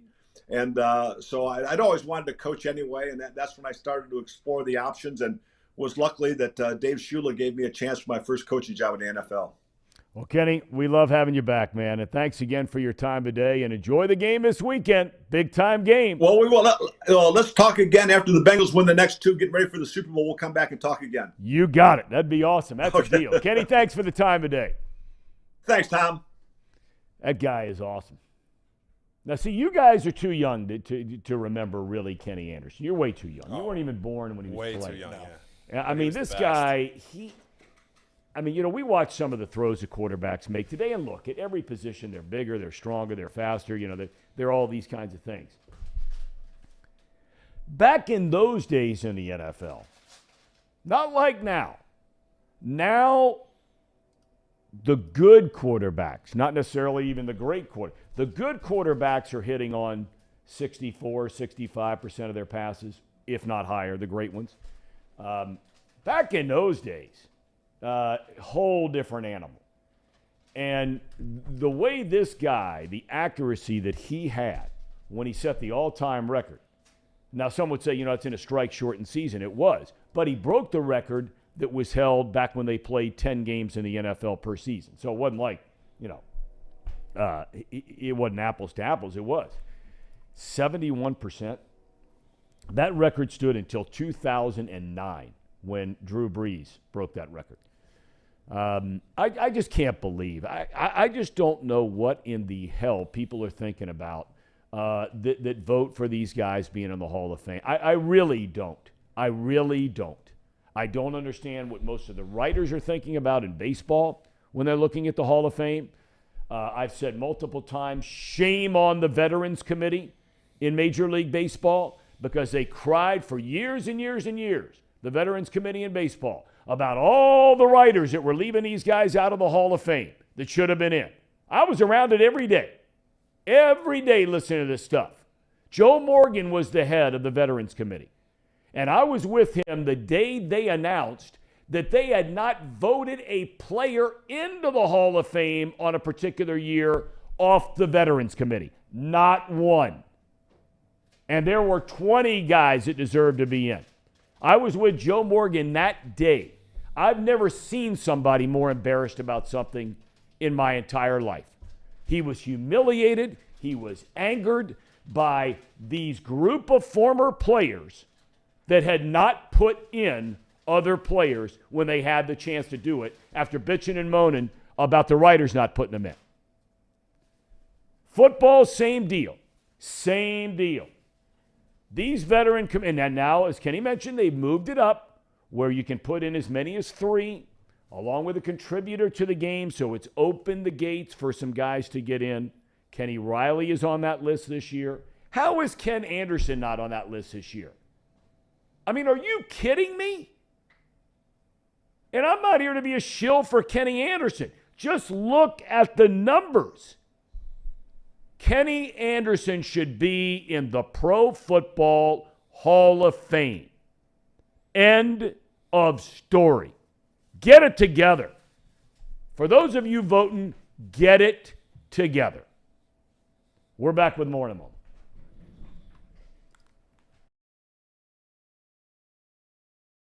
At United Dairy Farmers, we've perfected freshness in our family bakery, where we use only the finest ingredients, like thick, high-quality glazes on our signature donuts, before delivering them fresh from bakery to store every day. UDF, made for you.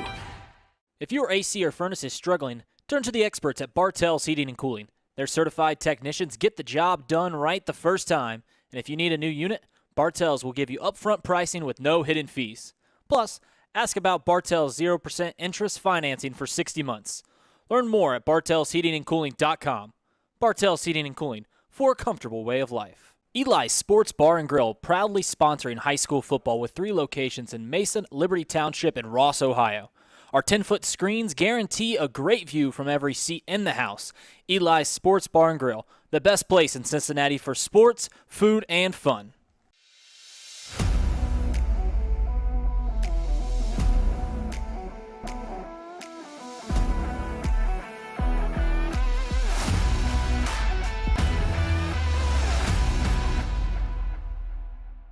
Where can you turn when you're in pain? Turn where more high school, college, and pro athletes turn. Where your neighbors and weekend warriors turn. Turn to Beacon Orthopedics and Sports Medicine and get superior care on your schedule. That's the Beacon difference. Check out our fresh arrivals at Jake Sweeney Used Cars. Over 250 used vehicles weekly. All makes, all models. From economy to luxury, Jake Sweeney, the original used car superstore.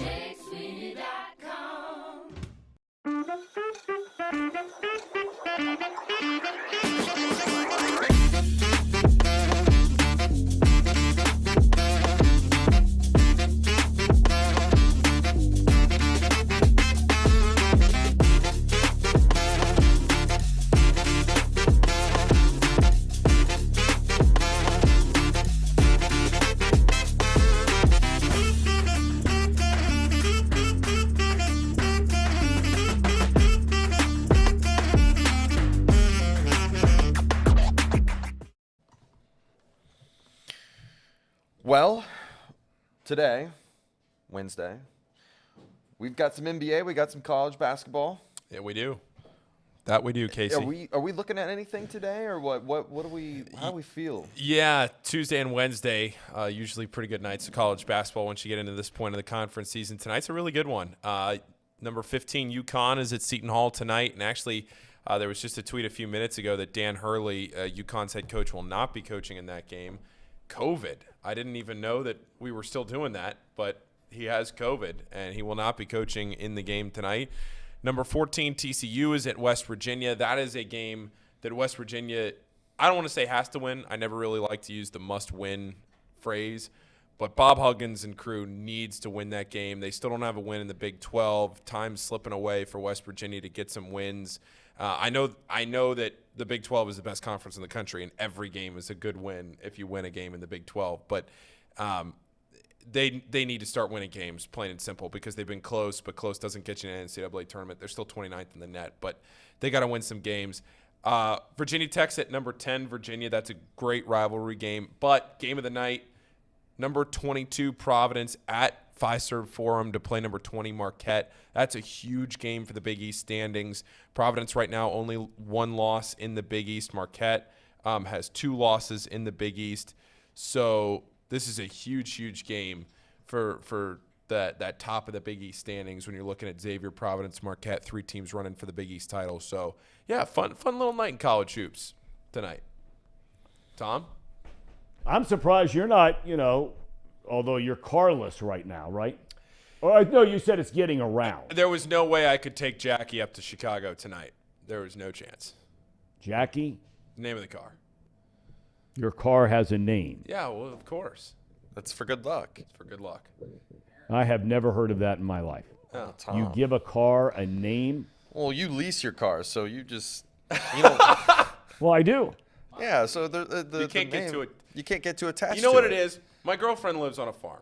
Okay, so I always ask her if she has a bunch of cattle, right? And I always ask her if she's ever named any of the cattle, and she goes, "No, I could never name a cattle because by the time they get old enough to be attached to them, you got to send them off to go to the butcher." Yeah. You can't get too attached to your leased cars. Go ahead. You can't get too attached to your leased cars, Thom. I get it. But for my good old girl, she's been around for over a decade. We're attached at the hip. It's a tough one. The only time I've ever heard of a car getting a nickname, what was the Stephen King book I read years ago? He gave the character gave the car, and it turned into all this evil stuff. You should know that we're not very well-read, literary enthused. Mixing a book every now and again. I'm not caught up with my Stephen King literature. I can't believe I'm drawing a blank on the name of that car. Christine, that was it. Thank you very much. Purchasing GSS. Sir Boy Wonder says, if I name my car, it would be named White Claw. It's interesting. Some of the the chats. So, fellas, we have about 20 minutes left in the program. Yes. Of course, Reed Mouse. It goes to show you how frequently he reads. He thought the name of the Stephen King book was Cujo. Isn't that a dog? Yes. Okay. I do know that. I mean, this is the kind of operation I'm working around on a daily basis. Yeah. Where one of our primary coming up shortly here talk show host, Reed Mouse, thinks the name of the Stephen King book naming a car is Cujo. Oh, my God. All right, what's on your mind, fellas? You were starting to talk about a couple of things. Anything out of the Kenny Anderson interview that pertained to Joe Burrow, his challenge this week? He talked about the team, how much he likes the team. Anything else? Casey? Well, the one thing that, I've heard of Kenny Anderson. I knew he was a great Bengals legend and MVP. The one thing I didn't know, there's a couple things in that interview I didn't know about him. One, that he coached, and that he coached for the Pittsburgh Steelers. I thought that was really interesting, that he's won a Super Bowl with them. The other thing there's 2 things. One is his confidence in Joe Burrow and the team to get the job done. Coming from an NFL legend, or should be Hall of Famer. He is a legend. Should be Hall of Famer, but he is a legend. He is a legend, and he has all this confidence in the Bengals. And just every time you hear someone that has that stature, has that level of respect, you just feel confident. You just get a vote of confidence for your team. And I have a lot of confidence now in my Bengals. Not that you didn't before. Not that I didn't before. Now, the other thing I thought that was funny, though, was the story where he almost got knocked out on the bench. So I thought that was that was a Freezer Bowl. That's the most famous game in the history of the Cincinnati Bengals franchise. It wasn't a Super Bowl. And because of the weather, it might have been the most remembered game, Super Bowls included, in the history of the franchise. I remember that morning, my mom and my sister and I, my parents had divorced, and we're living with my mom and in this house in this little neighborhood out in Anderson. And we had a guy that lived 2 doors down that was like in his 60s. And Stan, he'd go out walking his dogs every day, and he'd always have a cocktail with him about 5:30 in the afternoon. Love this dude. Awesome guy. My best friend lived across the street about 4 houses down. Stan was a season ticket holder for the Bengals. So the morning of the Freezer Bowl, it's about 8 o'clock in the morning, and there's a knock on our door, and I answer the door, and it's Stan. And he says, Thom, too cold for my blood. You want 2 tickets to go down to the game? And I said, well, I got to try to find somebody to go with me. I said, can I let you know in about 10 minutes? I'll walk down and knock on your door. He says, great. So I called my friend, lives across the street, 4 houses down. I said, hey, you want to go to the Bengals game? It's the AFC Championship game. 59 below zero wind chill now. Okay, we're not talking about that nonsense we had 2 weeks ago where it's 25 below. This is double that. He says, dude, have you been outside yet? I said, only to answer the door. But Stan came right in. He walked out. No. He said, tell you what, throw on some clothes, walk down the street. He had to go out to do something for his family that morning. He said, just walk down the street. Tell me what you think. I didn't even get down the street. I turned around, walked back to Stan, said, Stan, thanks, but no thanks. It was that cold. You know, have you heard of that? Like, at some point, it's so hot that it doesn't matter how much more hotter it gets. Like, it just still feels miserable. Absolutely. At what point does it get so cold that you just, like, is it negative 25 or is it negative 50? What point is it where you literally feel the coldest? Like, when you walked out, were you already getting icicles? Like, what was the? It's indiscriminate. There are people out there. Some of you have been around. We've had days, rare albeit, that have not. I mean, that weather we had 2 weeks ago. You know, at night, that's 25 below wind chill. This is 59 degrees below wind chill. The temperature, if I remember right, was -9. That was the temperature before factoring in the wind chill. And I'll never forget when the Bengals offensive line came out, and I wanted to ask Kenny this, but he got into the story about what happened on the bench. I'll never forget as long as I live, and I've heard Charger players interviewed about this. When the Bengals offensive line, and he ripped off the names, you know, Montoya and Munoz and Lapham, they come running out of the locker room with no sleeves on under their jerseys. Just skin, guns. You know, I know what it's like. But they come out, and you're like, and apparently the Chargers were like, you've got to be kidding. And they played the entire game. And you're just like, those are, hit the button. The real man. Real men. Those were real men. Casey, you would be walking around in short sleeves at 59 below. No, I would not. Nor would I. Now, Paul, maybe. I do love the cold. I do love the cold. Love the cold. Yeah. It says the guy has sweatshirts in and this coat on. When but you can always put more clothes on. You can't take the clothes off. That's true. That's true. That's true. I'm looking forward to hearing some of the comments in Zach Taylor's press conference today. Where are they with all this stuff? I only continue to bring this up over and over. I know a lot of you are, you know, you're already kind of tired of hearing it, and here we are 4 or 5 days out from the game itself. But look, this is, and there are other storylines.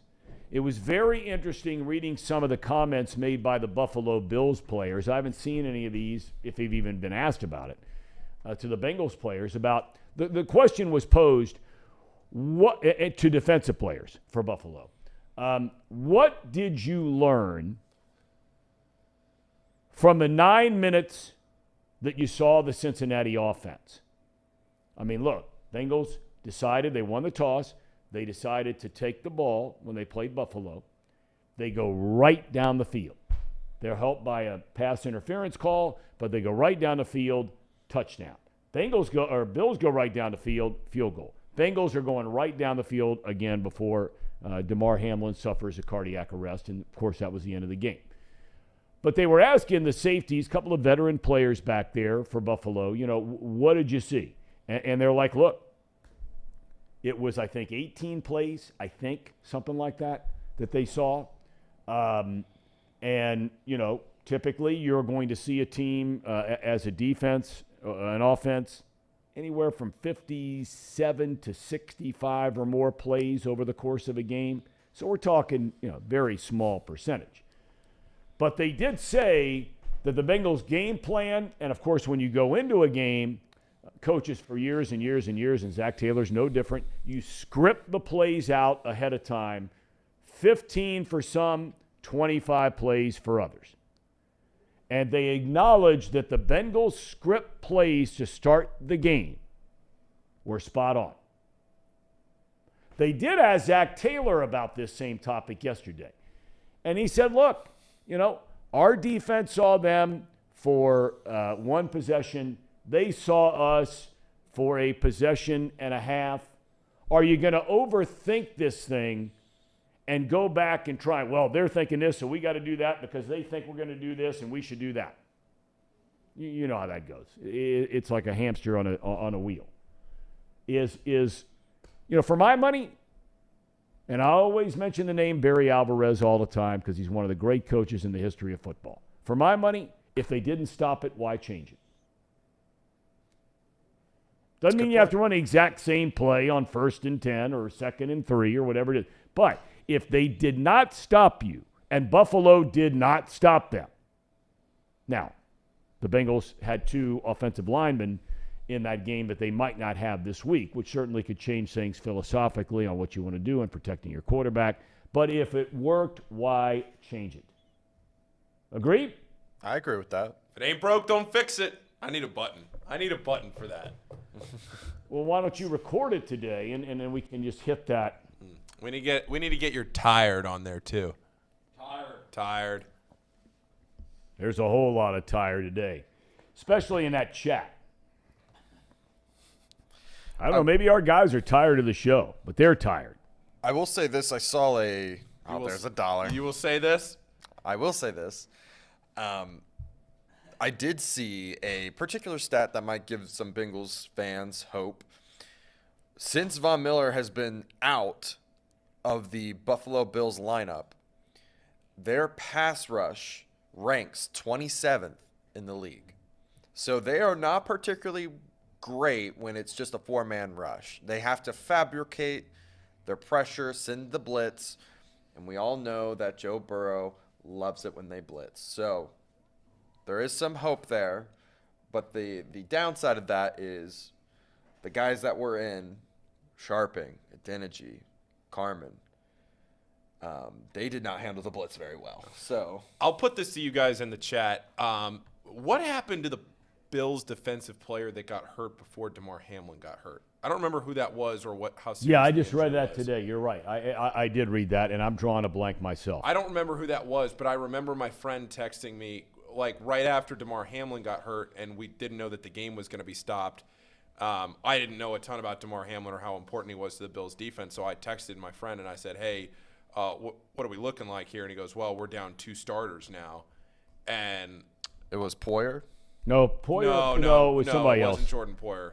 No. He was one of the ones. Poyer may have been hurt at some point, but I'm not thinking about Jordan Poyer. He was the one that was he is one of the 2 safeties that was interviewed for this piece. I'm going to try to dig it up, but it's probably going to take too long to try and find it again. At least I don't think it was. I could be wrong, but I here we go. I'm digging it up here. I don't think it was. The title of the piece is How the Bills Will Make the Most of 9 minutes of film ahead of rematch versus Bengals. So I'll find the name of the guy who was hurt here. Put the little Jeopardy music on here. It is Teron Johnson. Okay. Teron Johnson. Yeah, it was. Yeah. Yep, that was him. So I don't know what his deal is as far as his health is concerned for this game. Or if even he played last week. I wasn't even paying attention. I'd forgotten all about. Well, I just remember sitting there watching the game and seeing. He played last week against the Dolphins. He had Okay. 7 tackles. He played last week. Okay. And in fact, he came back the week after the Bengals game and had 8 tackles against New England. So he's okay. Okay, so he's fine. Yeah. So, outside of Von Miller. But anyway, back to your point, Casey, they've not had a good pass rush. No, and not just that either, but their offensive line was not great either, especially last week. I mean, 7 sacks. Josh Allen could not do anything. So we're going to really need to rely on our defensive front, which I think they could get the job done, to even this playing field out a little bit. And I think the more and more I think about it, the more I think that this is going to be a very close match. A very close match. But I think the Bengals can get the job done. Joe Burrow protects the ball, and Josh Allen doesn't. It's just as simple as that. Right? I think Brian B. brings up a good point here. He says if the Bengals run the ball 25 times for 125 yards, they win the game. Oh, yeah. I can agree with that. That's a big if. So it's Wednesday. We'll do our second check-in before Friday. The Bengals winning on Sunday? I think they do. Tom? I told you my gut is, my gut is no. But I always have a hard time going with that gut knowing that the Bengals have Burrow. I just think the guy's a winner, man. I think the guy is, and look, I'm not breaking news here. I mean, wherever he's gone, he wins. Finds a way to win. So the dunce. He got, that mustache. That's Kenny Anderson-esque back in the day. Tired. Oh, boy, really tired. In Buffalo. But he's going up to Buffalo, so I give it up to him. I think there are going to be more Bengals fans there than you think. Well, tickets It's aren't. not going to make a significant impact in the game. I'm not implying that. Bills have great fans, and they're going to show up. But I think there are going to be some Bengals fans up there. Yeah, the tickets aren't out of this world. I know you have to get up there and you got to pay for the transportation, you got to pay for a hotel and all that. But the tickets are not, they're way too much money for what they should be with fees and everything else. Football and sports should be much more affordable than this. But if we're talking relative to how much I thought they were going to be when I took a look at them real quick just to see if maybe I wanted to make the road trip, they're not terrible. They're under $300 to get in. Well, conversely, did you see the money grab on the potential game in Atlanta? Oh, no, I didn't see anything about that. Just that they were selling the tickets. I didn't see anything. That's the worst thing. I think the worst ticket, about as bad as you can get, right? The Dome there in Atlanta, where if Buffalo and Kansas City make it to the championship game, which we're hoping that of course will be completely, irrelevant, that the worst ticket was somewhere in the neighborhood of between $1,600 and $1,700. What? Yes. What? Yes. That's like a... It's confirmed right here. A couple guys have already looked it up. Our guy, Sir Boy Wonder. A Sir Bomb? $1,600. That's just insane. Well, how is that? Tomas says well over $1,000 for any ticket in what we considered the cheap seat. How did they get away with that? Like, what are we doing here? Is that Ticketmaster? Like, what are we doing? I assume that it's probably some agreement that they had to make with the owners of those buildings because they weren't expecting another game. They got to pay the bills. They're probably just price gouging. It's all about the money on that at that point. 1,000 plus. Well, he said 1,600, so 1,500 plus. But legitimately, who is paying that money? Oh, there'll be people that'll pay it. I know there will be people that will pay it, but who is paying that to sit in the very top of the? It's not that worth it. Let me sit at home and watch the game, and it's not that worth it. I've always wondered, and there are some people talking about it now in and around, shows locally, nationally for that matter. I've always wondered, has this, forced the NFL to do something they've been thinking about for a while, and that is moving some of these games to neutral sites, strictly for the cash. No, that would suck. AFC, NFC championship games played at a neutral site in future years. I'm not saying they've ever talked about it. The guys in the NFL, whether you like them or hate them, look, they got a bunch of really smart guys running around up there that sit in those meetings with Roger Goodell. He's a really smart guy. A lot of people may not like him, and that's fine. Think what you want of him. But, it's going to be interesting. Hopefully we don't have to worry a single thing about it. The Jags roll in and beat the Chiefs. Absolutely. Bengals defeat the Bills. And, boys, we're sitting here a week from today talking about how much money you guys are spending on tickets. It's tough. Of course, it might be a chatterbox outing again for all the rest of you, thanks to our friends at Betfred. It could be another one of those. Do we have a cherry on top today? We do. We have a great one. You know what? I'm hoping you guys are thinking like I was thinking, because I saw a potential great one, which right now I'm drawing a blank on. It's probably not this. Okay. What were you thinking of? I can't even remember. Okay. You get to be my age, you can't remember stuff. Well, this is not that. But in the Leader of Men column, this is that's debatable. Be very careful. No, so Jerome Tang is a first-year head coach at Kansas State, and last night Basketball. Roll the tape.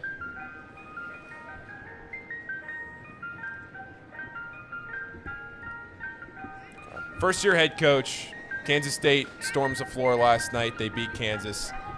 He gets up on the table after the game on the court, gets up on the scorer's table and takes a microphone. Just watch this. All right. We just beat. This is about us winning.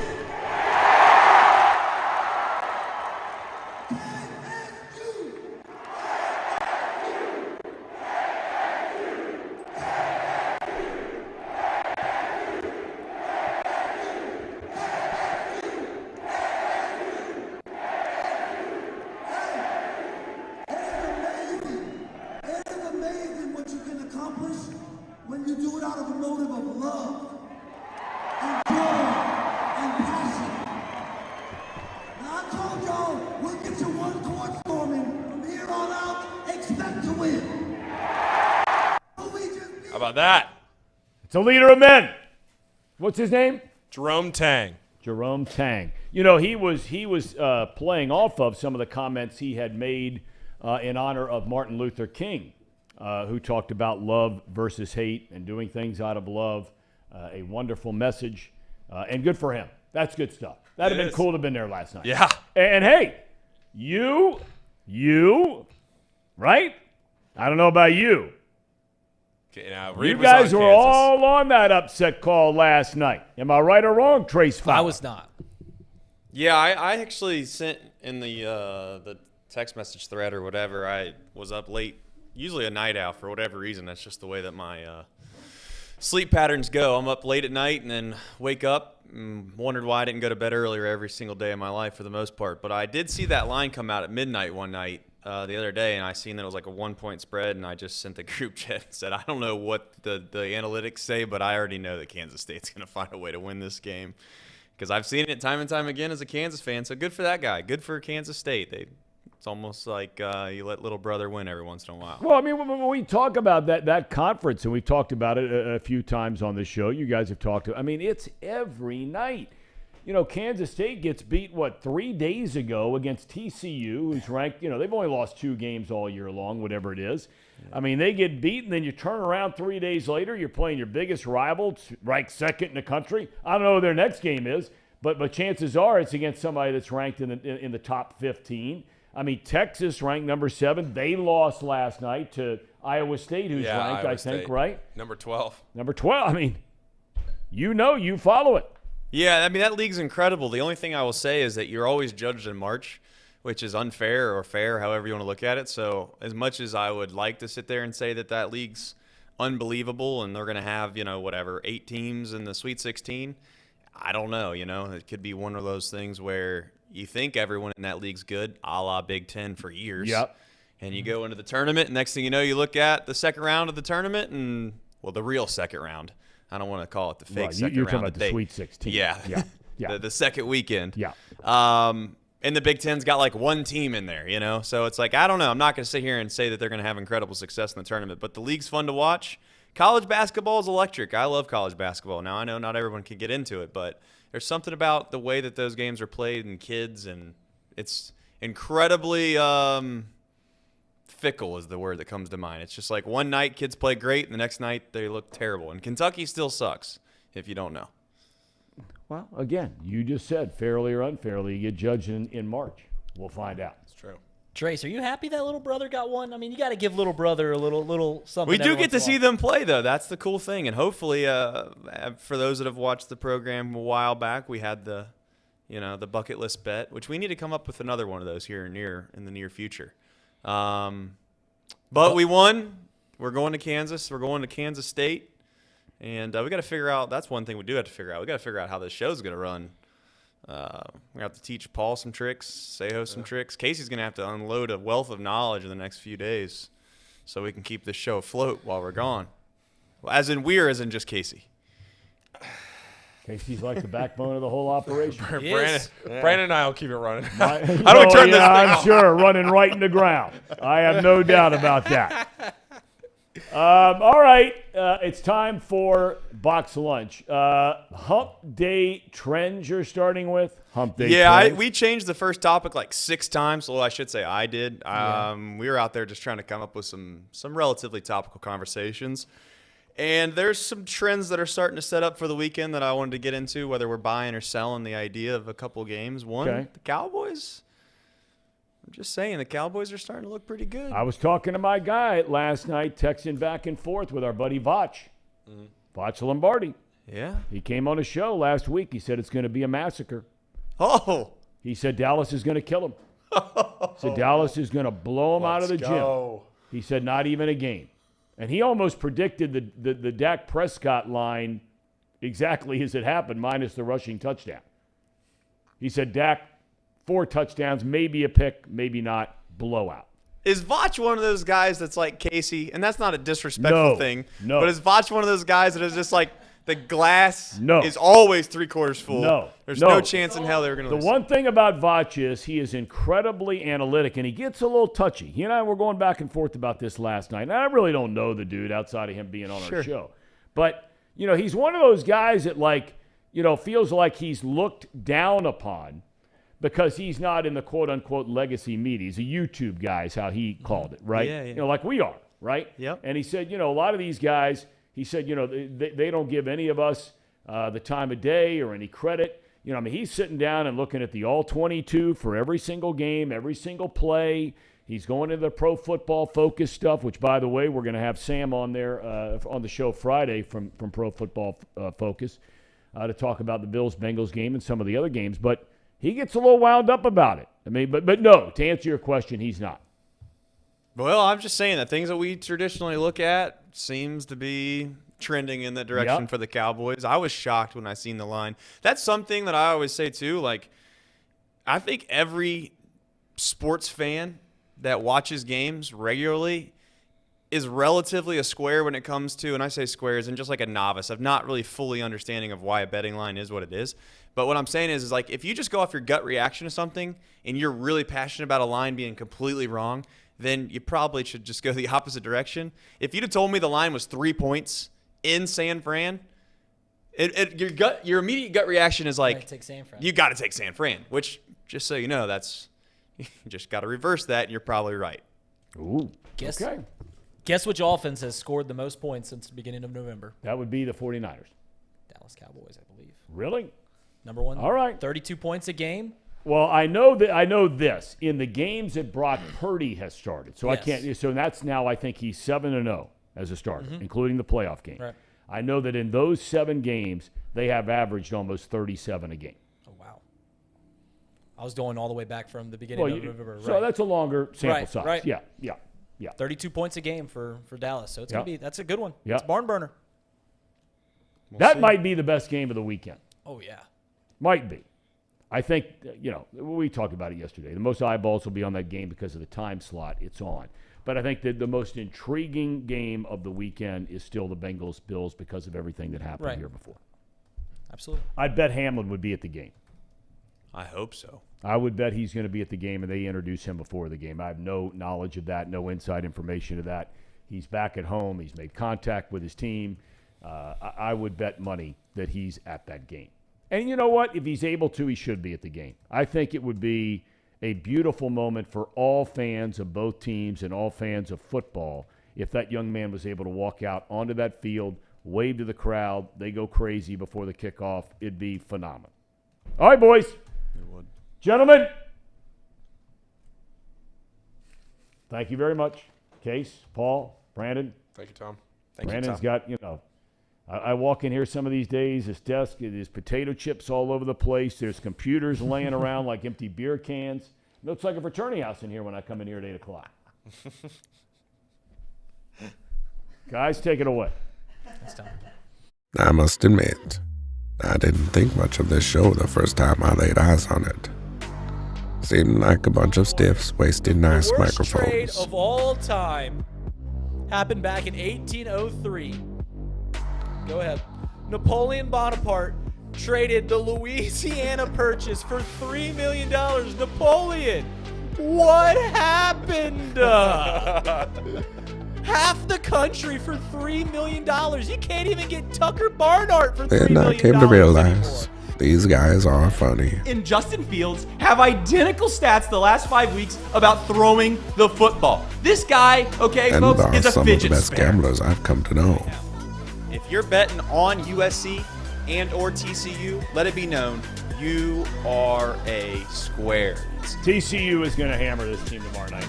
I hate to hear that. 'Cause Tomorrow when we come back afternoon. in here on Monday, you're going to be happy as a lark because USC lost, but you're going to be wrong about TCU. Get ready for the most useless hour of your day. It's time for Boxed Lunch, presented by Betfred Sportsbook. Now, Casey, run that track. All right, welcome to Box Lunch presented by Betfred Sportsbook. Last night, Fred took a pretty big beating from the folks of Chatterbox, and that's going to probably continue through the entire rest of the college basketball season. We're starting to see the board well. You know what I'm saying? And for those that are in the chat right now trying to tell me that Kentucky's back, boy, oh boy, do you got something coming. They are not back. They're lucky. Kentucky fans are lucky that they didn't play a team last night that had any interior presence at all. They're playing a Georgia team that won one game in the SEC last year. And the next thing you know, I got to hear about how they're back when they were down at halftime to Georgia at home. And by the way, Rupp Arena, I'm going to say something that's going to trigger some Kentucky fans. Not elite. Not elite. You know what an elite place looks like? An elite place looks like a bunch of people standing and cheering when your team needs you the most. And there was a bunch of people sitting on their hands last night when they were down by 4 going into halftime, and it sounded like there was a, basically as quiet as a whatever the term is, quiet as a mouse. It was terrible. A reed mouse. It was terrible. But we'll move on because there's some hump day trends I want to get into. My computer's dead. I don't know where the charger is, so I'll have to figure out. What kind of charger you got? You said Kentucky Go is ahead. lucky. You're lucky. What kind of charger? We have 2 rules in the chat, in the Discord, and you broke one of the rules, Trace. Yep. Broke one of them. I know. We have a society. We have rules for a reason. You're lucky you got away unscathed. Uh-oh, Paul's maybe going to save me. Maybe going to save me here. We'll see. Perfect. All right, we're back. But here's the topics of conversation today. We've got the hump day trends. We're going to go through the NFL slate, what the early quote-unquote Vegas lines are trying to tell us. We got Pete Rose. I know that's a hot topic of conversation. Rosenthal just did a report in The Athletic. We continue to promote The Athletic on this program because they don't pay us at all, and we, I guess, like the website. So that's that. Sean Payton. We're going to get into whether or not coaches are worth first-round picks, which is what it's rumored to be. Should you trade a first-round pick for a head coach? Zach Taylor. Fun topic of conversation we'll have about him a little bit later. And the fact of the matter is when you go onto our YouTube analytics behind the scenes here at Chatterbox, the most searched for phrase of all of our quote-unquote subscribers is Zach Taylor, spelled Z-A-C-H.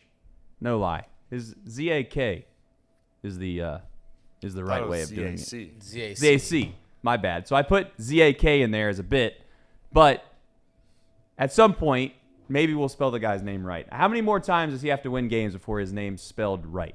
Color analysts, I think a lot of those guys get a lot of heat. We'll talk about our favorite color analysts, which ones are not good, because as you know, the NFL just announced Tony Romo's announcing the game, and I don't know if Tony Romo's loved in this office, and we'll talk about that. And then we'll get into the vault, see if we can't take some more of Fred's money. So first things first, hump day trends, fellas. I don't know if you've looked at this, but have you seen or looked at the way things are moving? Original gut reactions when you've seen the lines. Take all the analytics out of it, take all the numbers out of it, but when you seen the lines, first thing that came to your mind is whether you liked it or didn't like it. My gut reaction, at least for the Bengals game, was that they were going to be the public's pick, just because I thought 4 points and it's now gone all the way to 5. Thought that the public was going to be more on the Bengals, and that is appearing to be true. And just like you, I saw the big spreads, the Eagles game and the Chiefs game, and thought you should take the favorites there because that spread's really large for a divisional game. So Vegas is trying to trap you in taking the dog. But that was my gut reaction on those 3 games. I really didn't have one on the 49ers Cowboys. Yeah. The only one that surprised me was the Giants and the Eagles. I thought that would be closer. I thought that would be down around 4 or 5. The fact that that's over a touchdown right now has shocked me. Chiefs and Jags, I wasn't surprised at all. I think the Chiefs will kill the Jags. But where did you think the Bills-Bengals game was going to be before it came out? Because I thought personally like 2.5. Yeah, I said a field goal, but I mean, yeah, we're splitting hairs. Right. Yeah. I said somewhere in that 2.5, 3 range. I was surprised how quickly it got up to 5. Yeah, Trace, you thought it was going to be bigger, right? You thought it was going to be like 6. I did, just by the way that the Bengals looked like they were having a difficult time of blocking, pass rushers. Now they don't have Vaughn anymore, which is a big deal. We talked about that outside the office. Right. But yeah, I did think it was gonna be like 6 points because, again, you're playing at home. Maybe again, I've said I don't think that's a big of a deal as people make it out to be in the NFL. But then you add in the fact that the Bengals are just, they're littered with injuries, man. I'm not trying to make excuses for the Bengals, but just from it's the facts. I mean, they got guys that are playing in the biggest moments of the game on Sunday night that have not played all year long. They haven't even have they been on the practice squad? You got guys like, the funny thing at this point is like Jonah Williams is being treated as if he's, an all-pro tackle. He's not good at all. Yeah, and we're begging for that guy to come back with a sprained kneecap or whatever he's got. Dislocated kneecap. It's like, can we get back this terrible guard or tackle with a dislocated kneecap? That's where the Bengals are at. And I'm not saying that they can't overcome it, because if there's one quarterback in this league that can overcome a bad offensive line, it's Joe Burrow. Now, the question that I have really quickly with the hump day trends is obviously the sharps, if you want to call it that, or the big money people in Vegas, the oracles of the world. It seems as if they're leaning to be on Buffalo. But one thing I will say to try to give some hope around this situation is what? They've been wrong about the Bengals for a long time. And it seems like Vegas does this from time to time, right? They're doing it right now, I believe, with Carolina basketball. They did it for like the first half of the year, right? They kept putting out spreads for North Carolina like, what? Kentucky? It's like Kentucky's giving 20 points to South Carolina? Are we seeing that right? Yep. They've been doing that with the Bengals for quite some time. It's like they seem like they have not respected the Bengals, so maybe there's just a way for one more week. They're wrong again about the Bengals. But that's why I did expect it to be 6 points, to be fair. So I'm actually relatively pleased because I am rooting like hell for the Bengals this week. And not just because I live in Cincinnati, but there would be nothing more than electric to be able to go out to Kansas and be in Kansas City. When the Bengals are playing, and then turn that around 2 days later and you guys have no idea what's coming for you, which is I've been great. to Cintas. It can't get better. Okay. Well, you're about to find out. But I just hope that comes to fruition for whatever reason, obviously, selfishly speaking. As a non-Bengal fan, I want to have that experience possibly out in Kansas City. Now, I will say one thing that came to my mind last night, and this is not a joke. I was like, you know what, though? If the Bengals were to win that game, we might be in trouble because Reed Mouse is going to go out to Kansas City and literally we're going to be put inside of a jail cell because of I get in trouble. The way that Reed's going to behave out there, especially if the Bengals were to win. We wouldn't even be able to make it to Allen Fieldhouse because we'd be in 10 fist fights by the time we get out of there. Is that a fair assumption, Reed, or no? Am I putting you in a bad light? No, that's absolutely true. I was in Kansas. I was in Wichita last year when the Bengals beat the Chiefs in the regular season because I was out visiting my brother who lives in Wichita, and I was at a B-Dubs, which is the biggest scam in the country. And I was talking so much shit to these Kansas City fans. I mean, there wasn't a single person in that place besides myself who wasn't wearing a Patrick Mahomes jersey. I was talking so much shit to them as we just kept getting fourth and goal try at the end of the ball game with just the clock. It was just another penalty. I was like, hey, I don't think you guys are going to win this one, guys. I think you guys are in trouble right here. And was not a very well-liked guy at that Wichita Buffalo Wild Wings, so much so that I don't think I'd be welcomed back. Yeah. Kentucky fans are not happy with Trace. They're not happy. They're saying the crowd mics are too quiet. Kentucky stinks. We have a rule in the Discord. We cannot bet on Kentucky because they stink. Well. Did you bet on them? Last night, no. Yeah, I did. I bet on his Georgia Bulldogs live money line at like plus 1,300. Yeah. And if they didn't throw that pass away, could cut it to like a 4-point game. They lost by 11, Brandon. No, they covered the original spread. It was momentum changing. But no, my point with Kentucky, I'm just going to do it again. Tennessee game. That was all me. You guys all doubted. You're right. Going back to the reason that Vegas thinks that the Bengals or is low on the Bengals is because the things that the Bengals do you can't really quantify, right? I mean, for the longest time, there's a simple success to having a simple equation to have success in the NFL. Have a good quarterback, have a good coach, protect them with the offensive line. And the Bengals really don't have that great of a coach. They have a good quarterback. They have an offensive line that just gets bullied all game long. And then on top of that, there seems to be a luck factor and something that you can't quantify at all, which we just keep getting turnovers. And in 4 postseason games last year, we had 9 turnovers. In the postseason game on Sunday, we got 2 more turnovers. We're averaging over 2 turnovers a game. You can't quantify that. Right. You can't expect that to happen every single game. And the Bucs got to stop short at some time, and Vegas is banking on it this weekend. Yeah, they certainly have this weird potluck feeling to where how often are they going to continue to find ways to force these meaningful turnovers, right? Like last Sunday was over the top. I mean, it hasn't been like that ever to where you feel like the game's almost in hand for the Ravens, and then inexplicably the guy tries to reach the ball over the goal line, 2 yards away.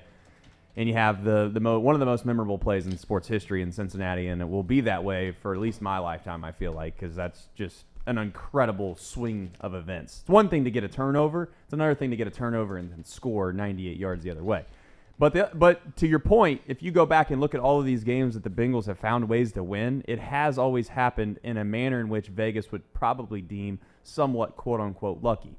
But I don't know at this point if it's truly that or if it's just the way in which this defense has continued to operate, which is find ways to turn the ball over. And you know who turns the ball over a lot, it seems like, in critical moments in the red zone is Josh Allen. So if you're a Bengal fan, you at least hold out hope that you're probably going to get some pressure on Josh Allen. He's going to try to make a play because that's what he does, and maybe you can get like what the Dolphins got. You get a strip, you get a scoop and score here or there, and maybe, just maybe, the Bengals can game plan around the idea that they're not going to be able to block that long. But the thing that stinks about that, and you talked about this, Reed, outside the office, is that, Bengal fans from time to time get upset because you're not trying to make the downfield plays with the receivers and the weapons that you have.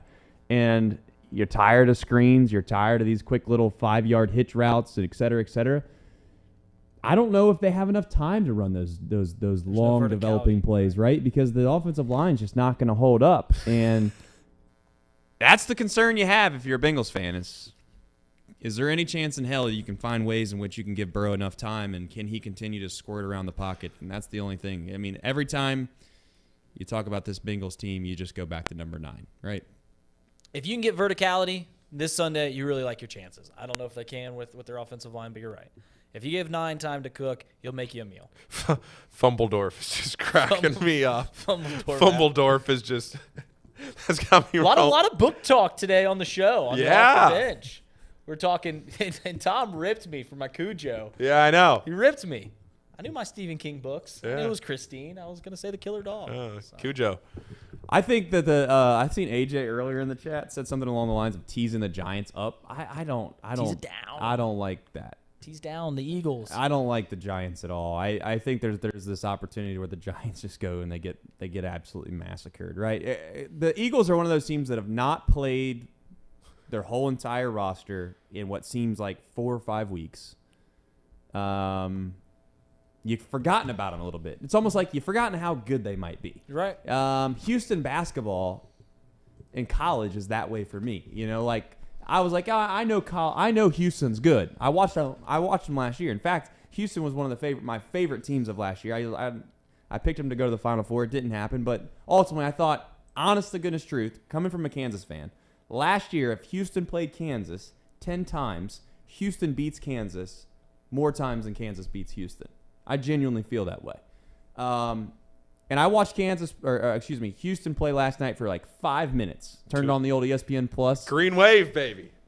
And I'm telling you, Houston is a wagon. I just forgot how good they were. I'm like, these guys get after it on defense. They're relentless, and they just had athletes everywhere.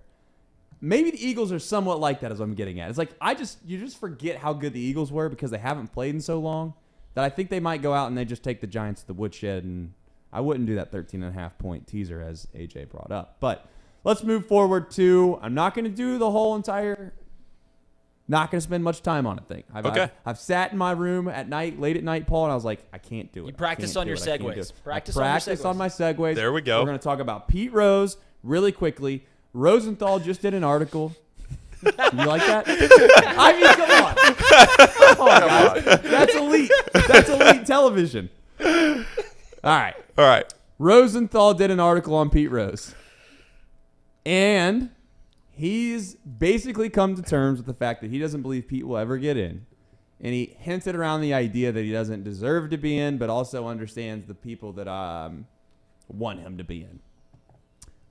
My take on it is relatively straightforward. Pete did it to himself. I don't feel bad for Pete. I feel indifferent about the whole situation.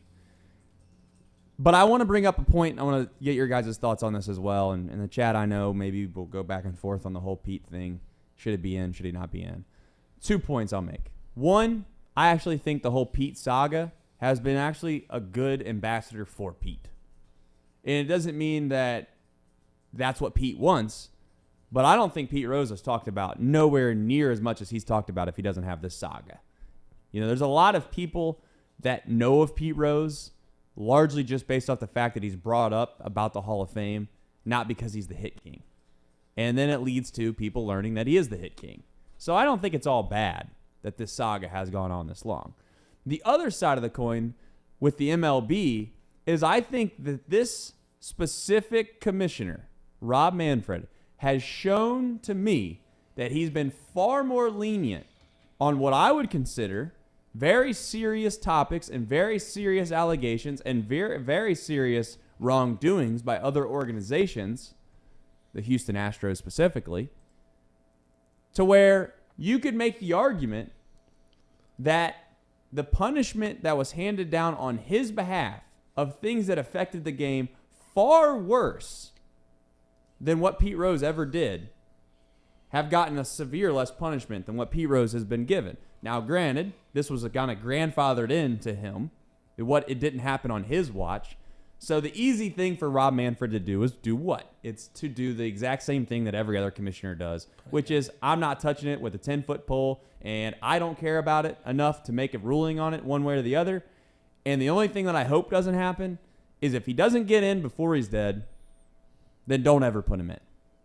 Because the worst thing that could happen, in my opinion, is the only reason I think Pete wants to get in is a little bit of ego-driven, obviously, because I think he wants the ability to speak at Cooperstown. So if he can't speak at Cooperstown, then forget it.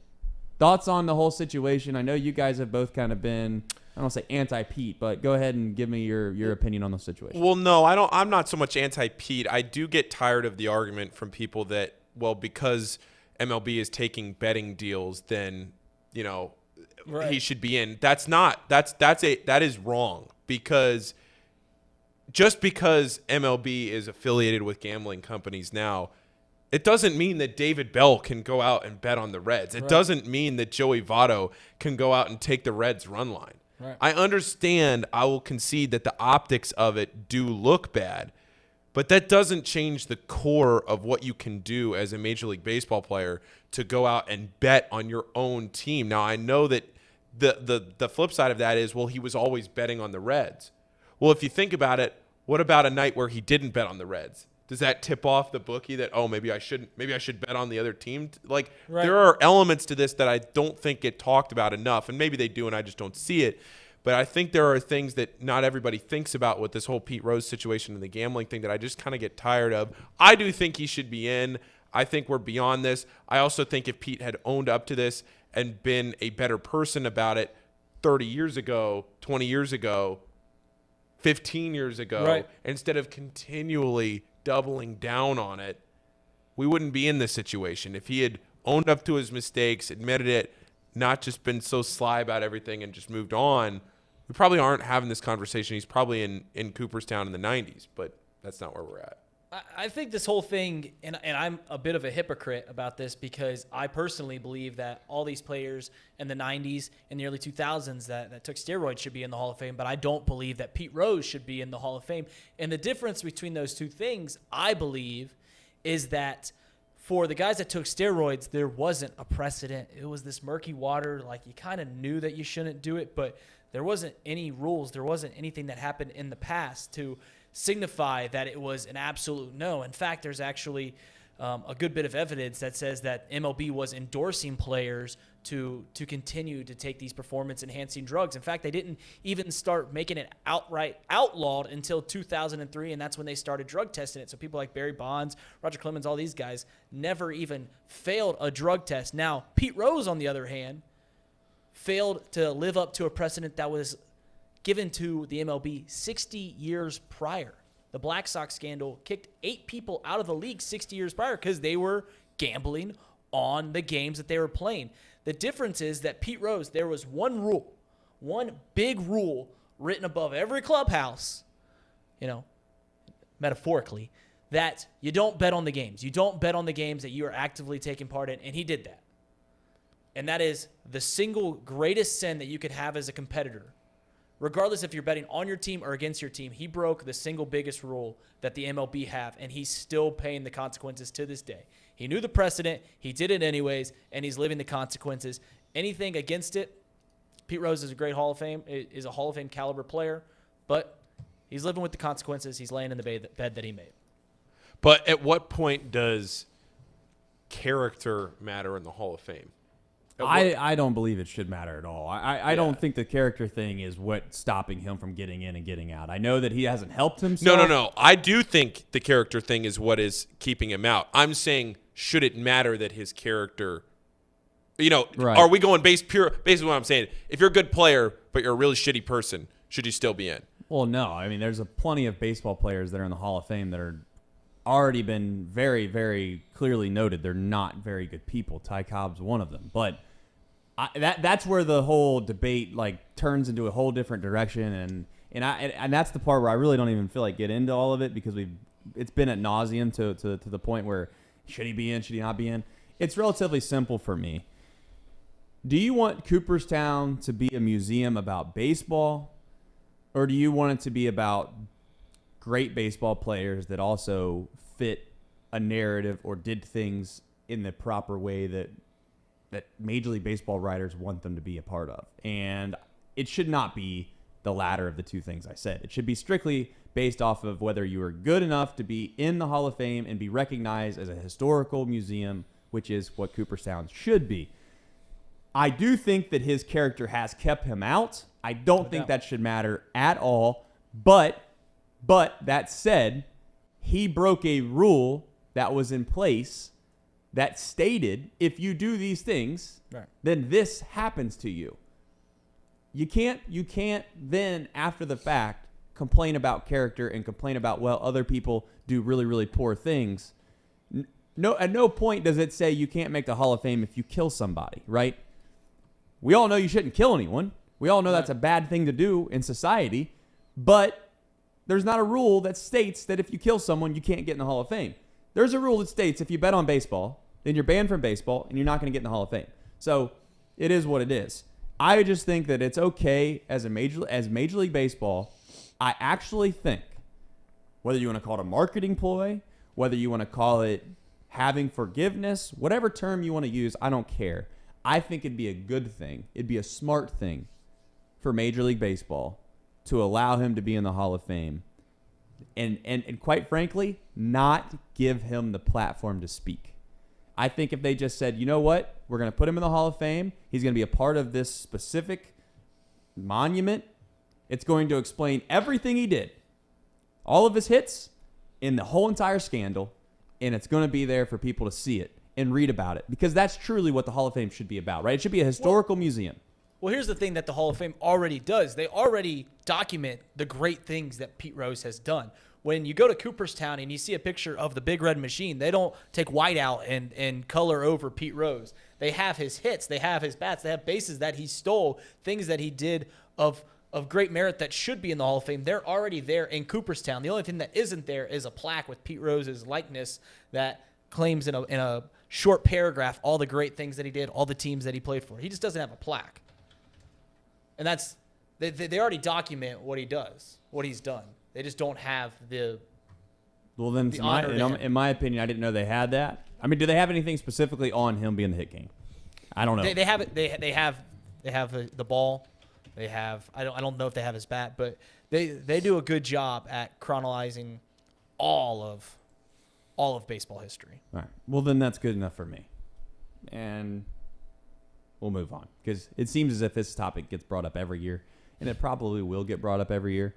Until Pete Rose passes away, and there's probably even a few years that past that, and then it's going to be a moot point. Sean Payton, next subject.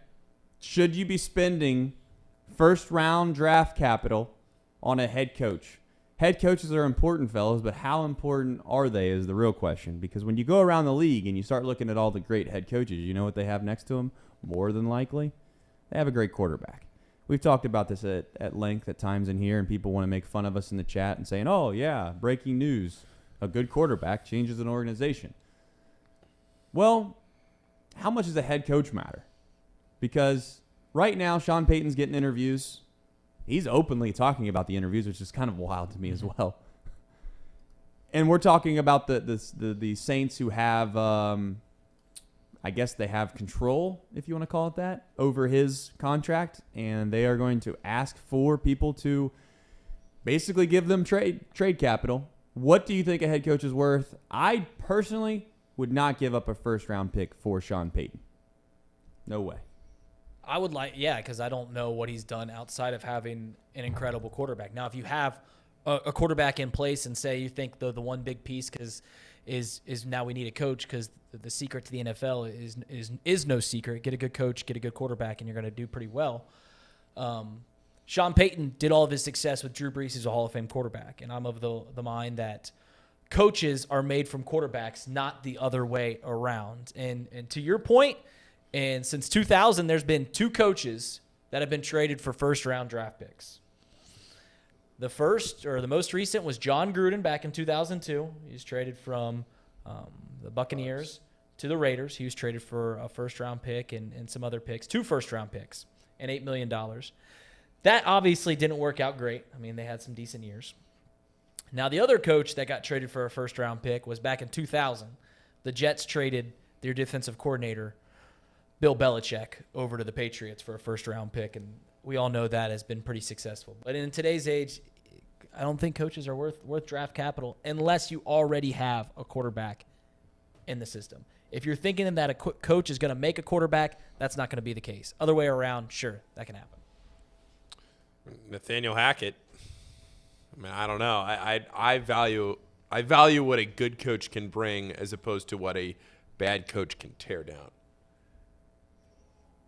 And that brings... I mean, it's just I do. I just think a bad coach can really steer you. Maybe a good coach isn't as valuable as we think they are, but I think a bad coach can really derail the process. I think it's a well-executed point and the thought that come to my mind every time I think of head coaches. I think head coaches are valuable from the standpoint of the culture that they build. I don't know how much of a standpoint of X's and O's truly matter. Mike Tomlin's a guy that comes to mind from stability factor, but Zach Taylor has more wins than Mike Tomlin has had. I don't know what the exact stat is, but it's an incredible amount of time. And it always just goes back to the point of what players do you have on the roster, and can someone build a culture that can cultivate that roster that allows them to succeed and gives them what I would call freedom. One thing about the Patriots and why it worked so well is because you had a quarterback in Tom Brady that, from my standpoint, had the same mentality of Belichick to a certain point, right? Where the culture was very, you don't talk to the media. You're not going to go out and have a bunch of endorsement deals. This is strictly business. You come in, you do your work, you leave. You don't make a peep when you leave, and it is what it is. Mm-hmm. To where when you don't have a leader that's on the field that does the same things like that, then that culture becomes toxic. Like, you got guys that don't completely buy into that, and then it kind of spreads to the locker room of like, why are we doing this? This is ridiculous that we're doing this. It's hard to do that in the Patriots locker room when Tom Brady is doing it and he expects everyone else to do it. But when Mac Jones comes in right now, and I think that there's some butting heads that's going on in New England, I think the Belichick thing can run its course incredibly quick. But then on the opposite side, I almost say, like, I don't want to say a complete opposite, but like Zach Taylor, to me, from a cultural standpoint, is almost the opposite of a Bill Belichick, right? It's very player-oriented, wants them to be themselves, wants them to have fun.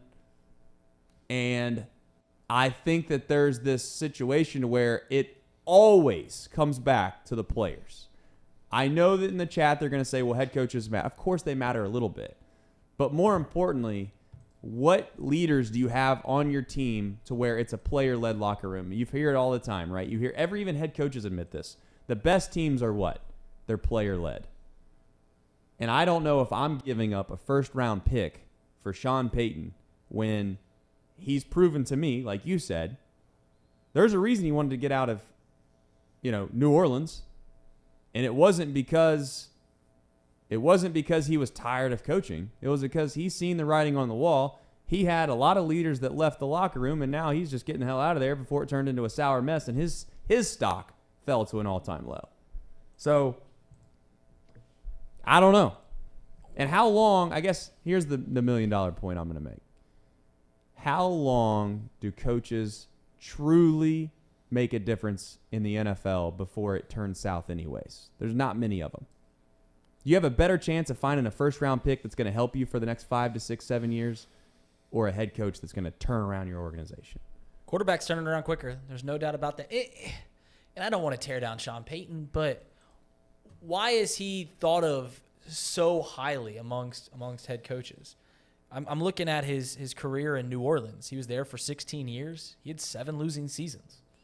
So out of the 16 seasons, he had 9 winning and 7 losing. What am I missing something here on Sean Payton? And that's with the Hall of Fame quarterback there the entire run. Right. Everett, I actually think that's an incredible point you bring up in regards to the Mahomes versus Andy Reid thing. I think that there are some elite head coaches, but I also think it's just as important to have a good, to build a good culture in an organization. And general managers are probably the least appreciated, I think maybe is the word that comes to mind, the least appreciated job in the NFL. When you have a very, very good roster, I know Duke Tobin gets some credit in Cincinnati, but how many times do you really, truly hear Duke Tobin's name brought up? Not that often, right? Maybe that's it takes everybody. My point is, I guess we'll never really know whether it's worth it or not. I mean, if you're drafting Jackson Carman in the first round, then maybe it is worth to get Sean Payton. But if you're drafting Joe Burrow, then obviously it's not, right? I mean, it depends on whether you need a quarterback or you don't. If you're going to a team that already has a franchise quarterback, sure, trade it away if you're going to take a middle linebacker. But there's no way I'm giving up a top 15 pick in the NFL draft for a head coach ever. Yeah, let me put it this way. If he goes to the Chargers, I think the Chargers will be incredibly successful. With Justin Herbert and Sean Payton at the helm, they'll be great. He goes to the Broncos, there's nothing that makes me believe that Sean Payton can turn that around. Fair. All right. Zach Taylor, spelled wrong.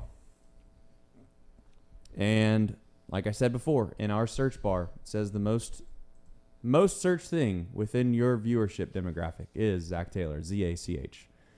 At what point does he get the respect of this town? Are we there yet? I think we are. But I'm just wondering, what does he have to do to where he gets a pass? Because I was thinking last Sunday night, what would this town look like and be like if Zach Taylor was John Harbaugh in that same situation? He would be completely outed. I don't want to say the entire city, but most of the city would be talking about how they need to fire him. In fact, we were already, and I know some of this is fandom. In fact, we were doing that week 2, I think. Week 3 around here is Zach Taylor on the hot seat and is he going to get fired? I think he's earned the right by one statement. One thing that happened a week ago that made me say, Zach Taylor is here as long as he wants to be here, as long as things go relatively well. And that statement was when Joe Burrow was asked about his time in Cincinnati.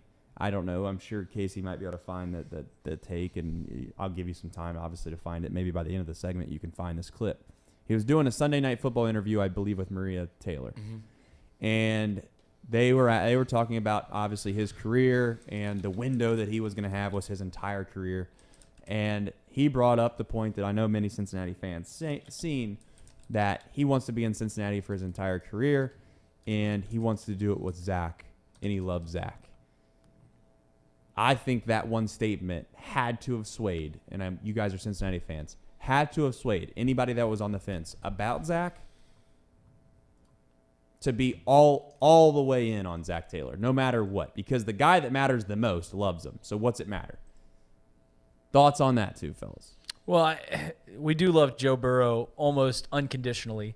So when you get a vote of confidence from Joe Burrow about Zach Taylor, then that gives you something. But then again, Justin Herbert gave Brandon Staley a vote of confidence after that game on Saturday. So maybe that doesn't weigh a whole lot of opinion all the time. The thing about Zach Taylor is everything we've already known. He's built a great locker room. He's got Joe Burrow there. And the simple fact of the matter is we are the Cincinnati Bengals, so we're locked into Zach Taylor for a decade, whether we not like it or not. He took us to the Super Bowl. We saw this with Marvin Lewis. He's going to be here unless he loses 26 straight games. Then he's gone. But he's here for the decade. I don't tell Georgetown that. But, yeah, he's gonna be here for the long haul. So any conversation talking about whether Zach needs to be here or not seems fruitless. I've got the clip pulled up if you want it. Go ahead, run the clip. Roll it. Against on Sunday, and the window's always open.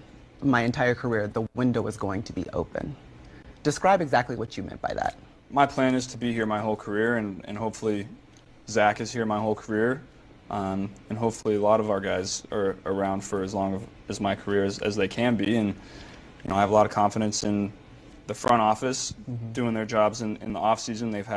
We've drafted well. We've brought in great free agents. We've claimed guys off waivers that have really made an impact on our team. And so I think we have one of the best front offices in the league. And Zach, in my opinion, is the best head coach in the league. And so that gives me a lot of confidence. That's a far cry from what the talks were before he was drafted. I'm telling you. I don't know if you remember, I'm sure you do, about what the national media and the narrative was on the Cincinnati Bengals before Joe Burrow got here. It was so bad that the national media was trying to act as if Joe Burrow was going to hold out and he wasn't going to sign with the Bengals. They're a dysfunctional organization. There was no quarterbacks that could ever possibly win here, which was the most ridiculous shit I've ever heard in my life, largely because they just had 2 quarterbacks that played pretty damn well in the organization. And I'm not trying to sit here and be a stan for the Cincinnati Bengals, but Carson Palmer didn't have a bad career.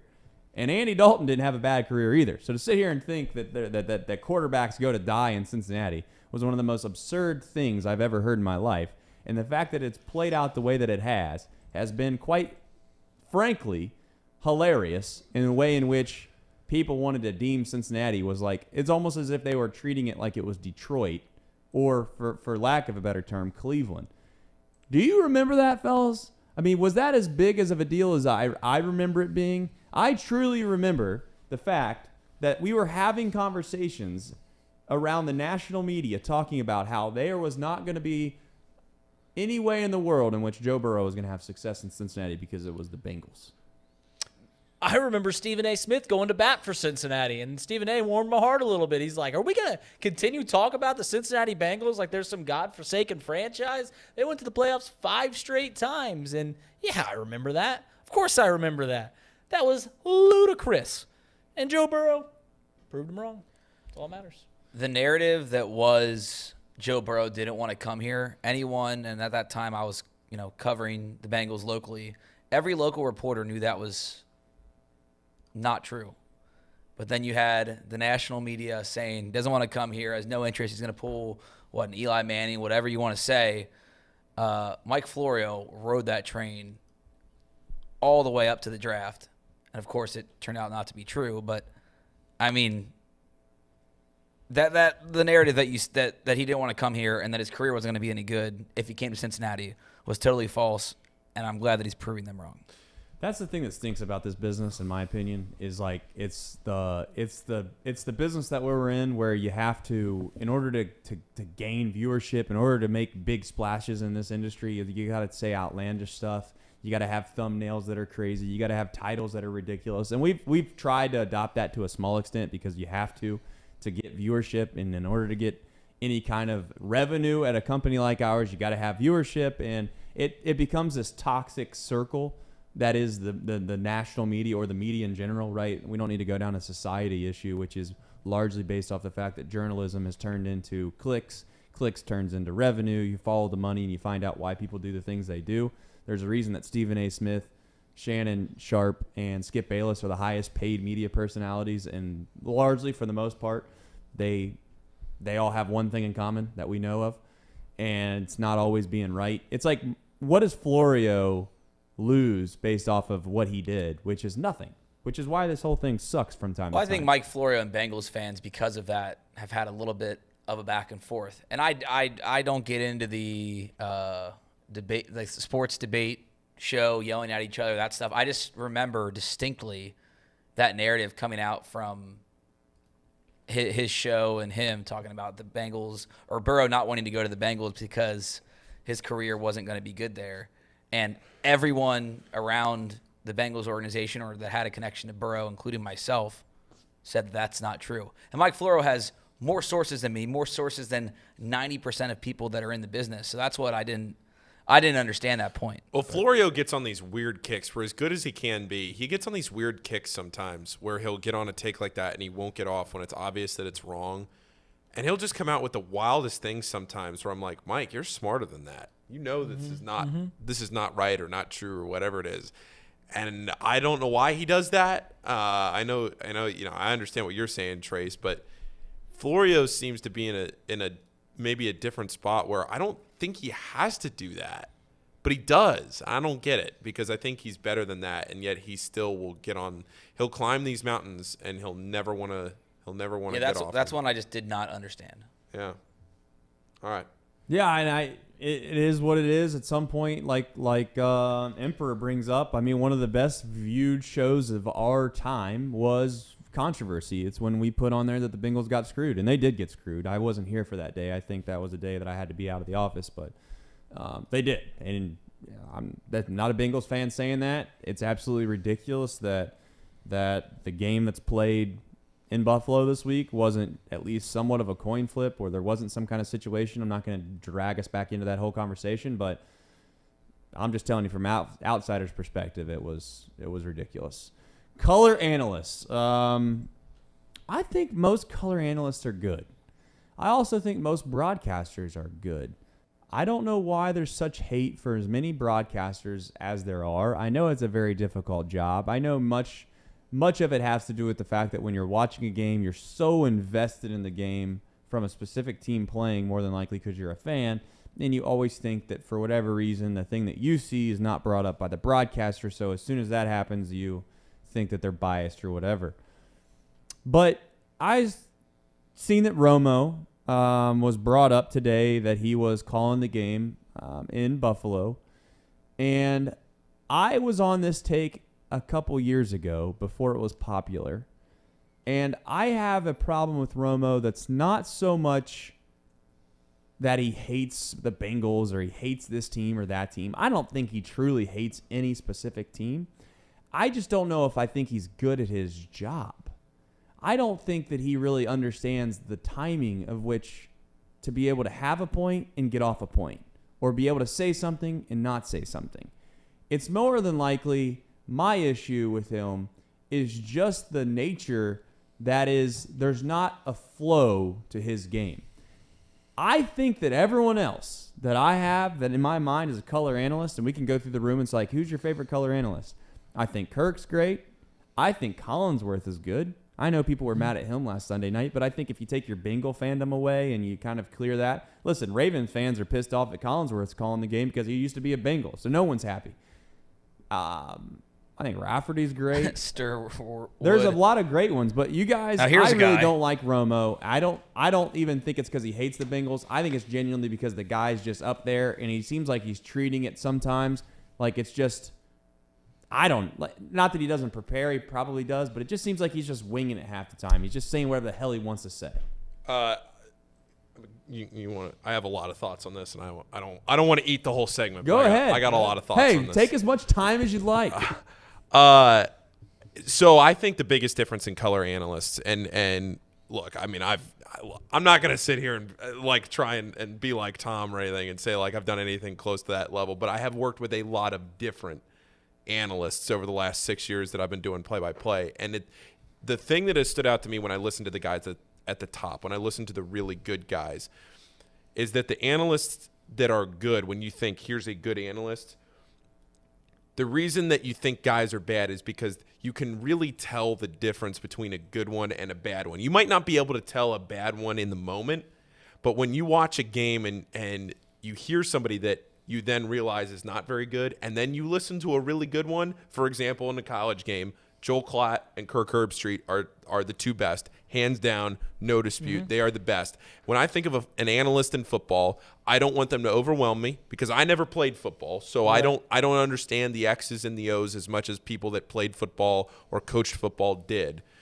But I know enough about the game that I can understand the concepts. I don't need you to talk to me like I'm 5, but I need you to talk to me like I'm maybe 11 or 12 right. when you're breaking down the game. Give me enough that you can use the telestrator, you can say why the guard pulled this way, whatever, but don't overwhelm me with, the play calls, everything like that. I think Kirk and I think Joel do that exceptionally well. In basketball, a lot of people don't like him because they think he's a Duke guy, but I think Jay Billis is the best college basketball analyst in the game. Jay's worn me out a little bit lately, though. Gotta be honest. That's fine. He's complaining. Listen, I love Jay. I think Jay's one of the best to ever do what he was doing, but he's gotten to the point in his career where all he wants to do anymore, in my opinion, is just like complain about officiating or complain about something within the game that's really not that big of a deal. There's no doubt about that. He seems like he's gotten to a point where he's way too pessimistic for me. He's a glass half empty guy. He is, and if you're on his Twitter, he's complaining a lot about the people that the pay for play thing. Like it's a lot of the same shticks with Jay. But when Jay is at his best, when he's breaking down a game, Jay is really good. Raftery's gotten a little older, but he's still very, very good. Onions. College basketball has a lot of pretty good guys that I can turn on a game and I can think, oh man, we got a very niche reference. But if you watch Big East basketball, Nick Baugh is amazing. I love when he's on a game. Just when I can get enough that I can understand the second level to a game, but that's not so overwhelming or so condescending that you're talking down to me. Right. But this is also where I get back to Tony Romo, where Romo needs to take a stand, right? Too often Romo will be in a game and he'll say, well, I don't know, Jim, what do you think? I don't know. Yeah. That's why we're paying you $100 million is because we want to know what you think. We don't care what Jim thinks. Jim's job is to tee you up, to set you up so that you can make that decision, so that you can analyze, so that you can offer your opinion. You are the analyst. There is a play-by-play guy who generally did not, the play-by-play guy is somebody that is skilled in doing the play-by-play. The color guy is somebody that played the game or coached the game, somebody that is familiar with the game and can communicate it well to the audience. Jim Nance's job is not to break down a play like it is for Tony Romo. And when Jim constantly gets it thrown back at him from Tony. I'm like, Tony, you're the one that's supposed to be telling me this. Don't be wishy-washy. Put your flag in the sand and give me a take, even if it's wrong. Share your opinion. And he was great on that in the beginning. And now he's just come back down to earth, and it's a joke. And I hate when color broadcasters talk over the call too quickly of a play-by-play broadcaster. Joe Davis and Oral Hershiser with the Dodgers are phenomenal with this. Joe Davis and John Smoltz on the World Series are phenomenal with this. I think John's really good. Do you not like John? I don't like John. I love John. I think he's good, but he's not as good as Oral and Joe, but then again, they don't get to work together a ton. When Joe gives a call, Joe Buck is really good at this too. You lay out. The color analyst doesn't come back in immediately and offer all of his thoughts right away. You let the scene, you let the crowd, you let the producer give all the crowd shots, the scenery, and then you come in and you offer your take a few seconds later, 10, 15, 20 seconds later. There's just something about letting the broadcast breathe off of the play-by-play call's job, like what we saw from Tirico, and Collinsworth didn't say anything for a minute. I mean, the way that Tirico did, the Cincinnati kid, and then let it go, and we saw the crowd and everything else, and Collinsworth didn't overstep him. Phenomenal. Phenomenal. That's like with Romo, and I still am a fan of Romo. I'm not on the Romo hate train yet, like Casey and others. But the call that Jim Nantz had in the AFC Championship game, where this kick could send Cincinnati to the Super Bowl, and he hits it. He was done. He was going to let it go, and then Tony Romo just jumps in. I bet he said it again. I bet he turned to Joe Burrow and said, "I guess we're going to the Super Bowl." And I'm like, it was like 2 seconds. Let the moment happen. And I'm one of those weird guys that gets on YouTube and watches plays like that 7,000 times again for the next 50 years. And that's like, I cringe when he starts talking. I'm like, let it breathe.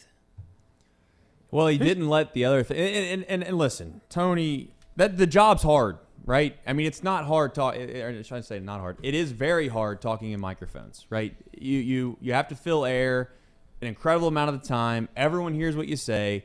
There's no really room for hiccup. If you say something, dumb or unintelligent from time to time, it gets ran on repeat forever because, did you hear what Tony said about this? I have more of an issue with Tony at this point for not, in my opinion, trying to get better at his job. I thought that when he first started, he was trying to predict every play, and I was somewhat okay with that because he was new. But I feel like he's gotten to the point now where it's just like they roll the balls out on the court and they just go play, and there's never really any development. He got paid a boatload of money, not based off of whether or not he was going to get better or not. And I truly feel this way. I don't know if Jim will ever say it. I think Jim Nantz, to a certain extent, is, I don't want to say frustrated, but I think he just said, hell with it. Like, it is what it is. This is what I got to deal with. They paid him a bag. They're not going to get rid of him. I got to deal with it. I'm going to do the best I can. I've had a hell of enough of a career now to where I'm not going to get caught up in the semantics of him ruining my call or not. So he just goes in there, and I actually think, maybe I'm wrong on this. I love Jim Nantz. I think his football has gotten worse. And maybe it's because of Tony and the way that it goes back and forth. But sometimes Jim can do an unbelievable job of flowing through a situation or trying to set the stage for something. Golf, he's elite at it, right? Even in March Madness, I think from time to time he can be elite at it. But for whatever reason right now, and you can watch it on Sunday, I feel like he struggles with pacing on when to get in and when to get out because there's such this spontaneity, and that's not the word I'm looking for, but you get my point, with Tony, to where he doesn't know when he's going to get cut off and not cut off. So he struggles on trying to find out when he can say things and not say things. So the biggest case in point was the whole kick return when Damar Hamlin's, or the Bills' next game back with Damar Hamlin, the kickoff return. They needed to shut up for like 25 seconds after that touchdown. Just go to the crowd. Listen to the roars. Go to the emotion of the players' faces. Don't say a damn word. And Tony's over here just blabbering left and right about everything. And I'm like, Tony, just shut up. Just shut up. Someone just It's almost like, Tony, read a book. Read the room. Anyways. Who's your favorite baseball guy? Color guy. I think John Smoltz is elite, but I don't like John Smoltz because I think he segregates the community too much by being too. Because I guess it's because he attacks guys like me who are analytical, and he's constantly on the opposite side of that, constantly bashing the analytical crowd, to where anyone who is analytical like myself, I'm just like, God, John Smoltz again. God, John Smoltz. I like Eduardo Perez. I think Eduardo Perez is good. I'm not a Perez Follows guy. me on Twitter. I like David I'm Cohn. not a Perez guy. Don't like A-Rod. Oh, so okay. The A-Rod thing, that's another, that goes back again to A-Rod's Romo. It goes back again to my take of the guys that are, how hard it is to be a really good color analyst and communicate what you're thinking when you know the game really well, because it's clear that A-Rod knows the game really well. Look at how good A-Rod was in the studio. Yeah. Man, was he a really good studio guy for the World Series with Fox. And he was on the set with Poppy and Pete Rose and everybody else a couple of years ago. Then they threw him in the booth. Yikes. A-Rod's tough. Chris Welsh is really good. Yeah, local guys are always great. I right? don't say this, not always. I'm looking straight into the face of the Reds organization or whoever's running Bally Sports. Barry Larkin is as terrible and as bad of a color analyst as one could get. I'm being dead serious. I love Barry. Great player. Great for the organization. Incredible Red. But the fact that Chris Welsh is getting pushed to the side for Barry is so absurd and ridiculous. He's not good at his job. And Chris Welsh is great at his job. And somehow since Barry was a hell of a shortstop, we got to find a way to shove him in the booth. And it just isn't working. I can't even listen to the guy. Seriously. You ready? He's that bad. You ready for a hot take about baseball broadcasters? I like Jessica Mendoza. I know that's a hot take. I like Jessica Mendoza. I don't listen enough. You know what's sad about this, Reader? I don't watch enough baseball games on Sunday nights to have a take on that. I rarely watch baseball if it's not Fox Sports. If it's not the Red Legs playing? If it's not the Reds playing, I'm not watching baseball, more than likely. There's a damn good chance of it. She's gotten better. I like Mendoza. She's gotten better. He's learning. Listen, I'm telling you, Barry's not learning nothing. He's get him out of here. Get him out of here. The best duo in the NFL. We'll go around the room. Joe and Troy, and for my money, it's not even close. Yeah, Joe and Troy. Bro. Joe and Troy. Yeah. Oh yeah, that's yeah. That is football. Like that is the gold I don't standard. know. There's some good ones though. How bad was Al Michaels and Tony Dungy the other night? Oh God, Tony, liven up a little bit, brother. Jeez Louise. These guys are making money doing this clearly because I think some of them do it just because the money's good. We're watching the greatest comeback in postseason history. You'd never known it. There it is. Felt like a funeral. There's a flag on the play. And that's a touchdown. Yeah, it was bad. It sounded like Bob Costas. What's your two favorites? Say oh. Let's go. I really like Jim Nantz. So he's gonna go Jim and Tony. Because I like Jim Nantz so much. That's fair. I mean, I'm gonna cheat a little bit. I'm gonna cheat a little bit because I really loved Al Michaels and Chris Collinsworth together. I thought they shouldn't have separated that. I think Al Michaels he wasn't the same this year, and I think part of it was like Herb Street. I don't know what was going on there. I thought Kirk was pretty good. You thought he was good? Maybe it was just because I stopped watching Thursday Night Football. It was so bad, but that would be my duo. I think Kirk was great. I think some of it's just the games were so bad that it was hard for them to really have any excitement, right? And some of it is the game. The game can make the broadcast. I think that's why Jim Nantz.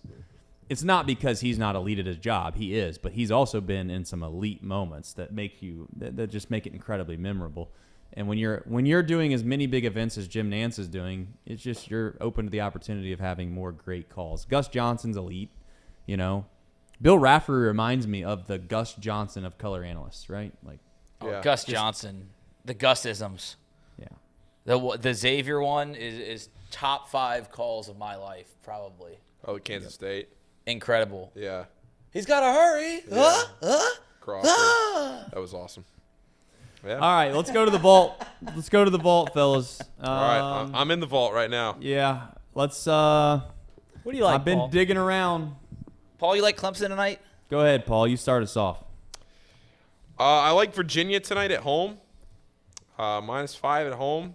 UConn on the road. Don't know if I love that as much. One that is kind of sneaky that I don't think a lot of people are really looking at too much. West Virginia -2.5 over TCU. Huggy Bear. They gotta win this game. You gotta West get people involved. West Virginia has to win this game. But And you want to talk about laying a trap. West Virginia, 2-point favorites, even though they are at home against TCU, who just got that win over K-State over the weekend. yeah. Right, they did win that game. Yeah. Yeah. By like 20. Yeah. You talk about laying a trap right there and there. That's as good as it gets. New assistant coach, DeMar Johnson. He's the difference maker tonight for the Musketeers.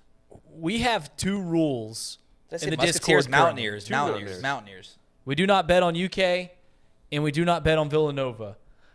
I think, and this isn't my in the vault play, but I might throw a little scratch on UConn tonight.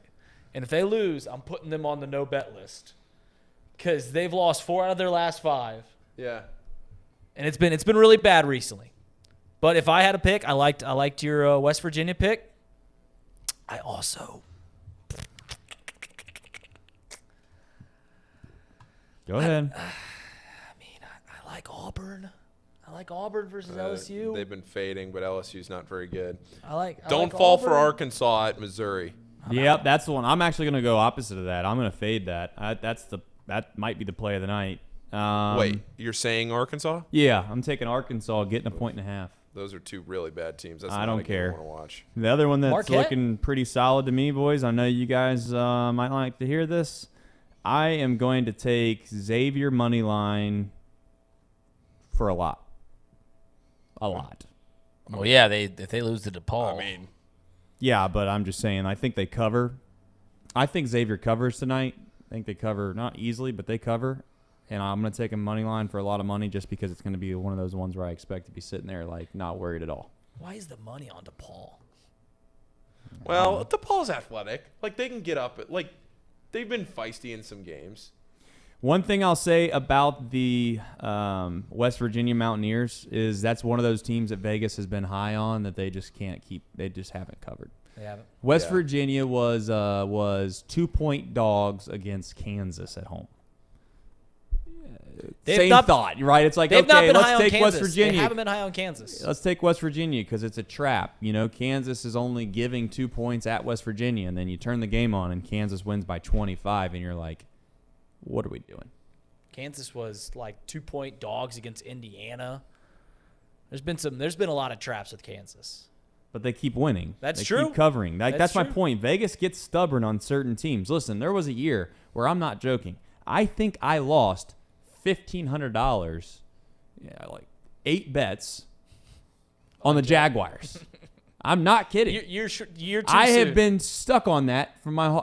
It will never leave me. And when I'm 50 years old, I'm going to look at you guys and say Vegas was wrong on the 2021 Jaguars. I bet on them every week because that's what the system said to do. And they finally did do it. Final week?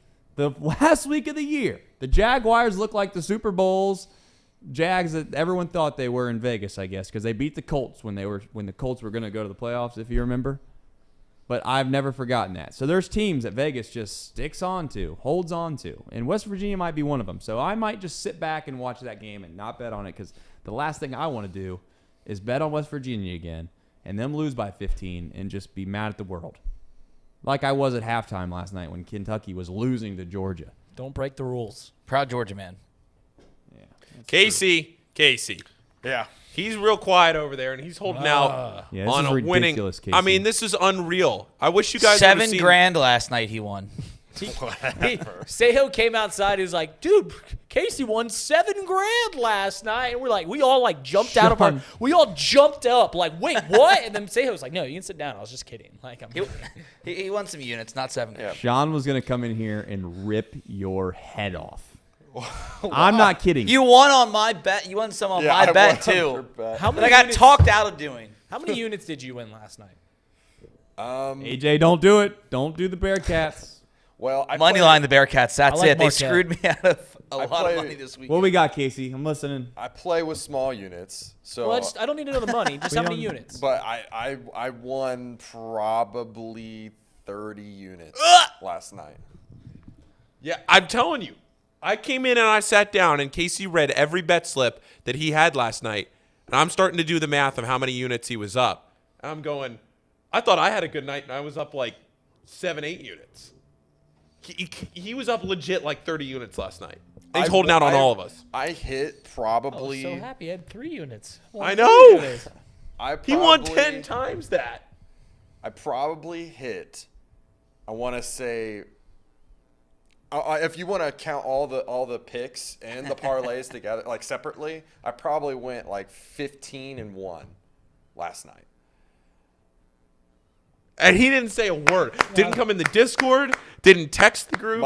Nothing. Some of that I went to bed kind of early last night, so some of that I went to bed knowing that I was a winner by like 10 units. And I was like, I'll just tell them tomorrow. And then I woke up and I was like, oh my gosh. He was so confident in his bets. He didn't even follow him. He went to sleep. I'll sit there and bet on YouTube TV till 3 a.m, seeing if the Lakers and LeBron can get it done to cover or something stupid like that. And I would have been up 40 units if Joel Embiid would have just had one more rebound.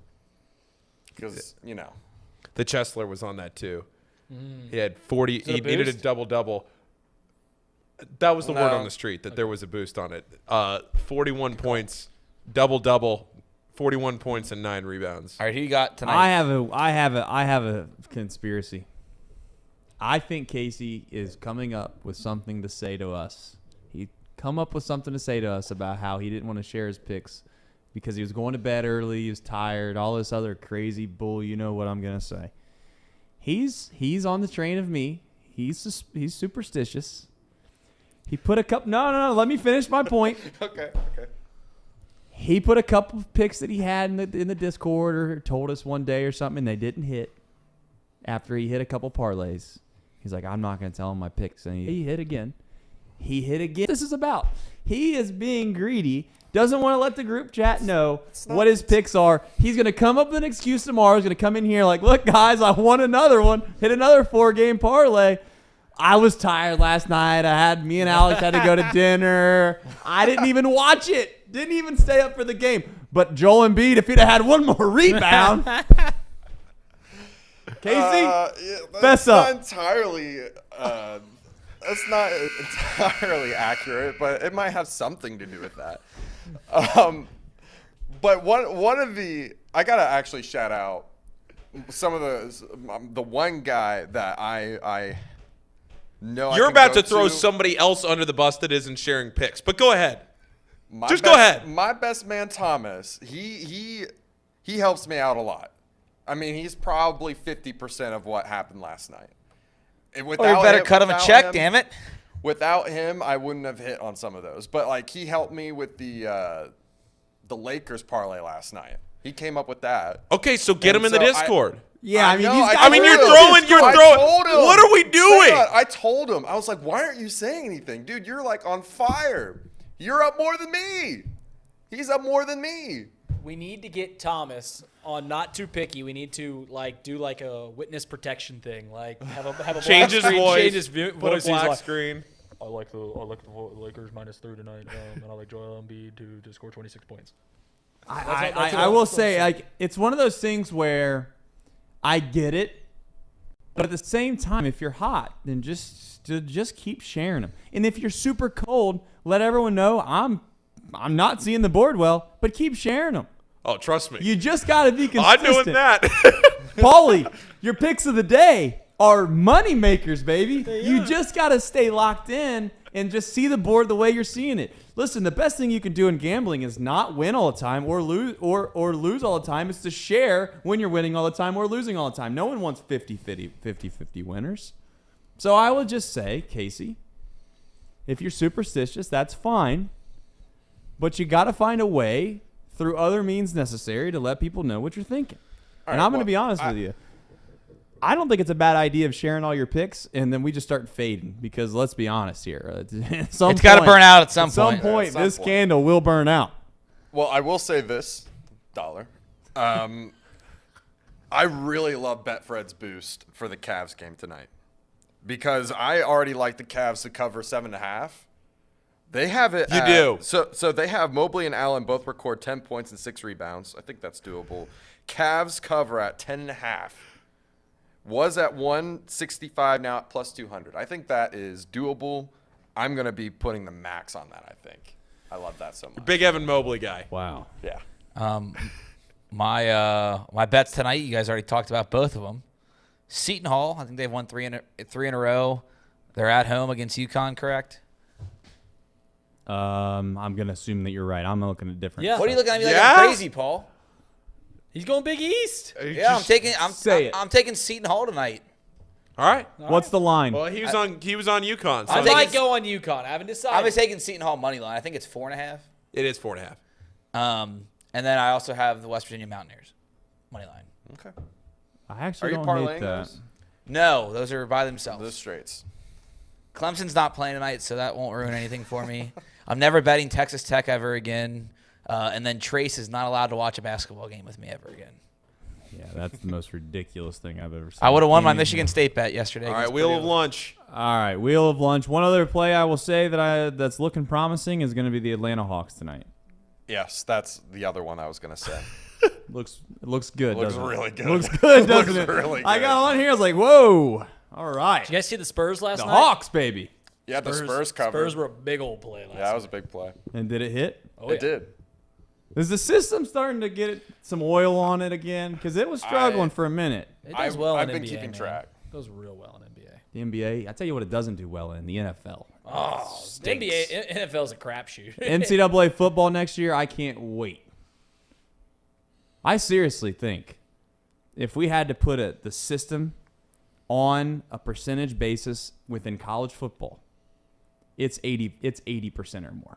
And the bigger the game, the more bigger the game, the more likely the more likely it is to hit 100%. The more money there is. But I know just because of the fact of the local bookie situation and how well I've done that it has to hit at that percentage. The other thing I'll say about this, and I know that's is that a dollar? I don't know. That's maybe 50 cents. That wasn't really a full one. Nah. The NFL, comparatively speaking to the college football that we do, we're way better at college football. Mm-hmm. It's not even remotely close. And we haven't really gotten a chance to promote that as much as we probably should. But next college football season, I don't want to say we're going to go viral, but we're going to get so hot in here that people are going to think that not in NFL, but NCAA football is rigged. Because it might be at this point. I don't know. Just saying. What's for lunch? What's for lunch? Do we have any good we need buffalo some wraps suggestions. around here? Emperor, every gambler has a system. I know that every gambler has a system, Emperor. And keep the wheel up there. Casey's system is while I'm Thomas. talking. I have multiple systems. I will say that I do think that everyone at first always thinks this thing is a shtick, and they think that it's going to run out or it's not going to hit. It's going to end up being 50%, whatever. And I would say in college basketball, I've started to fall into the line of thinking that maybe it's not as good as we think it is. But when it comes to college football, I've completely blind faith in it. It's made way too much money.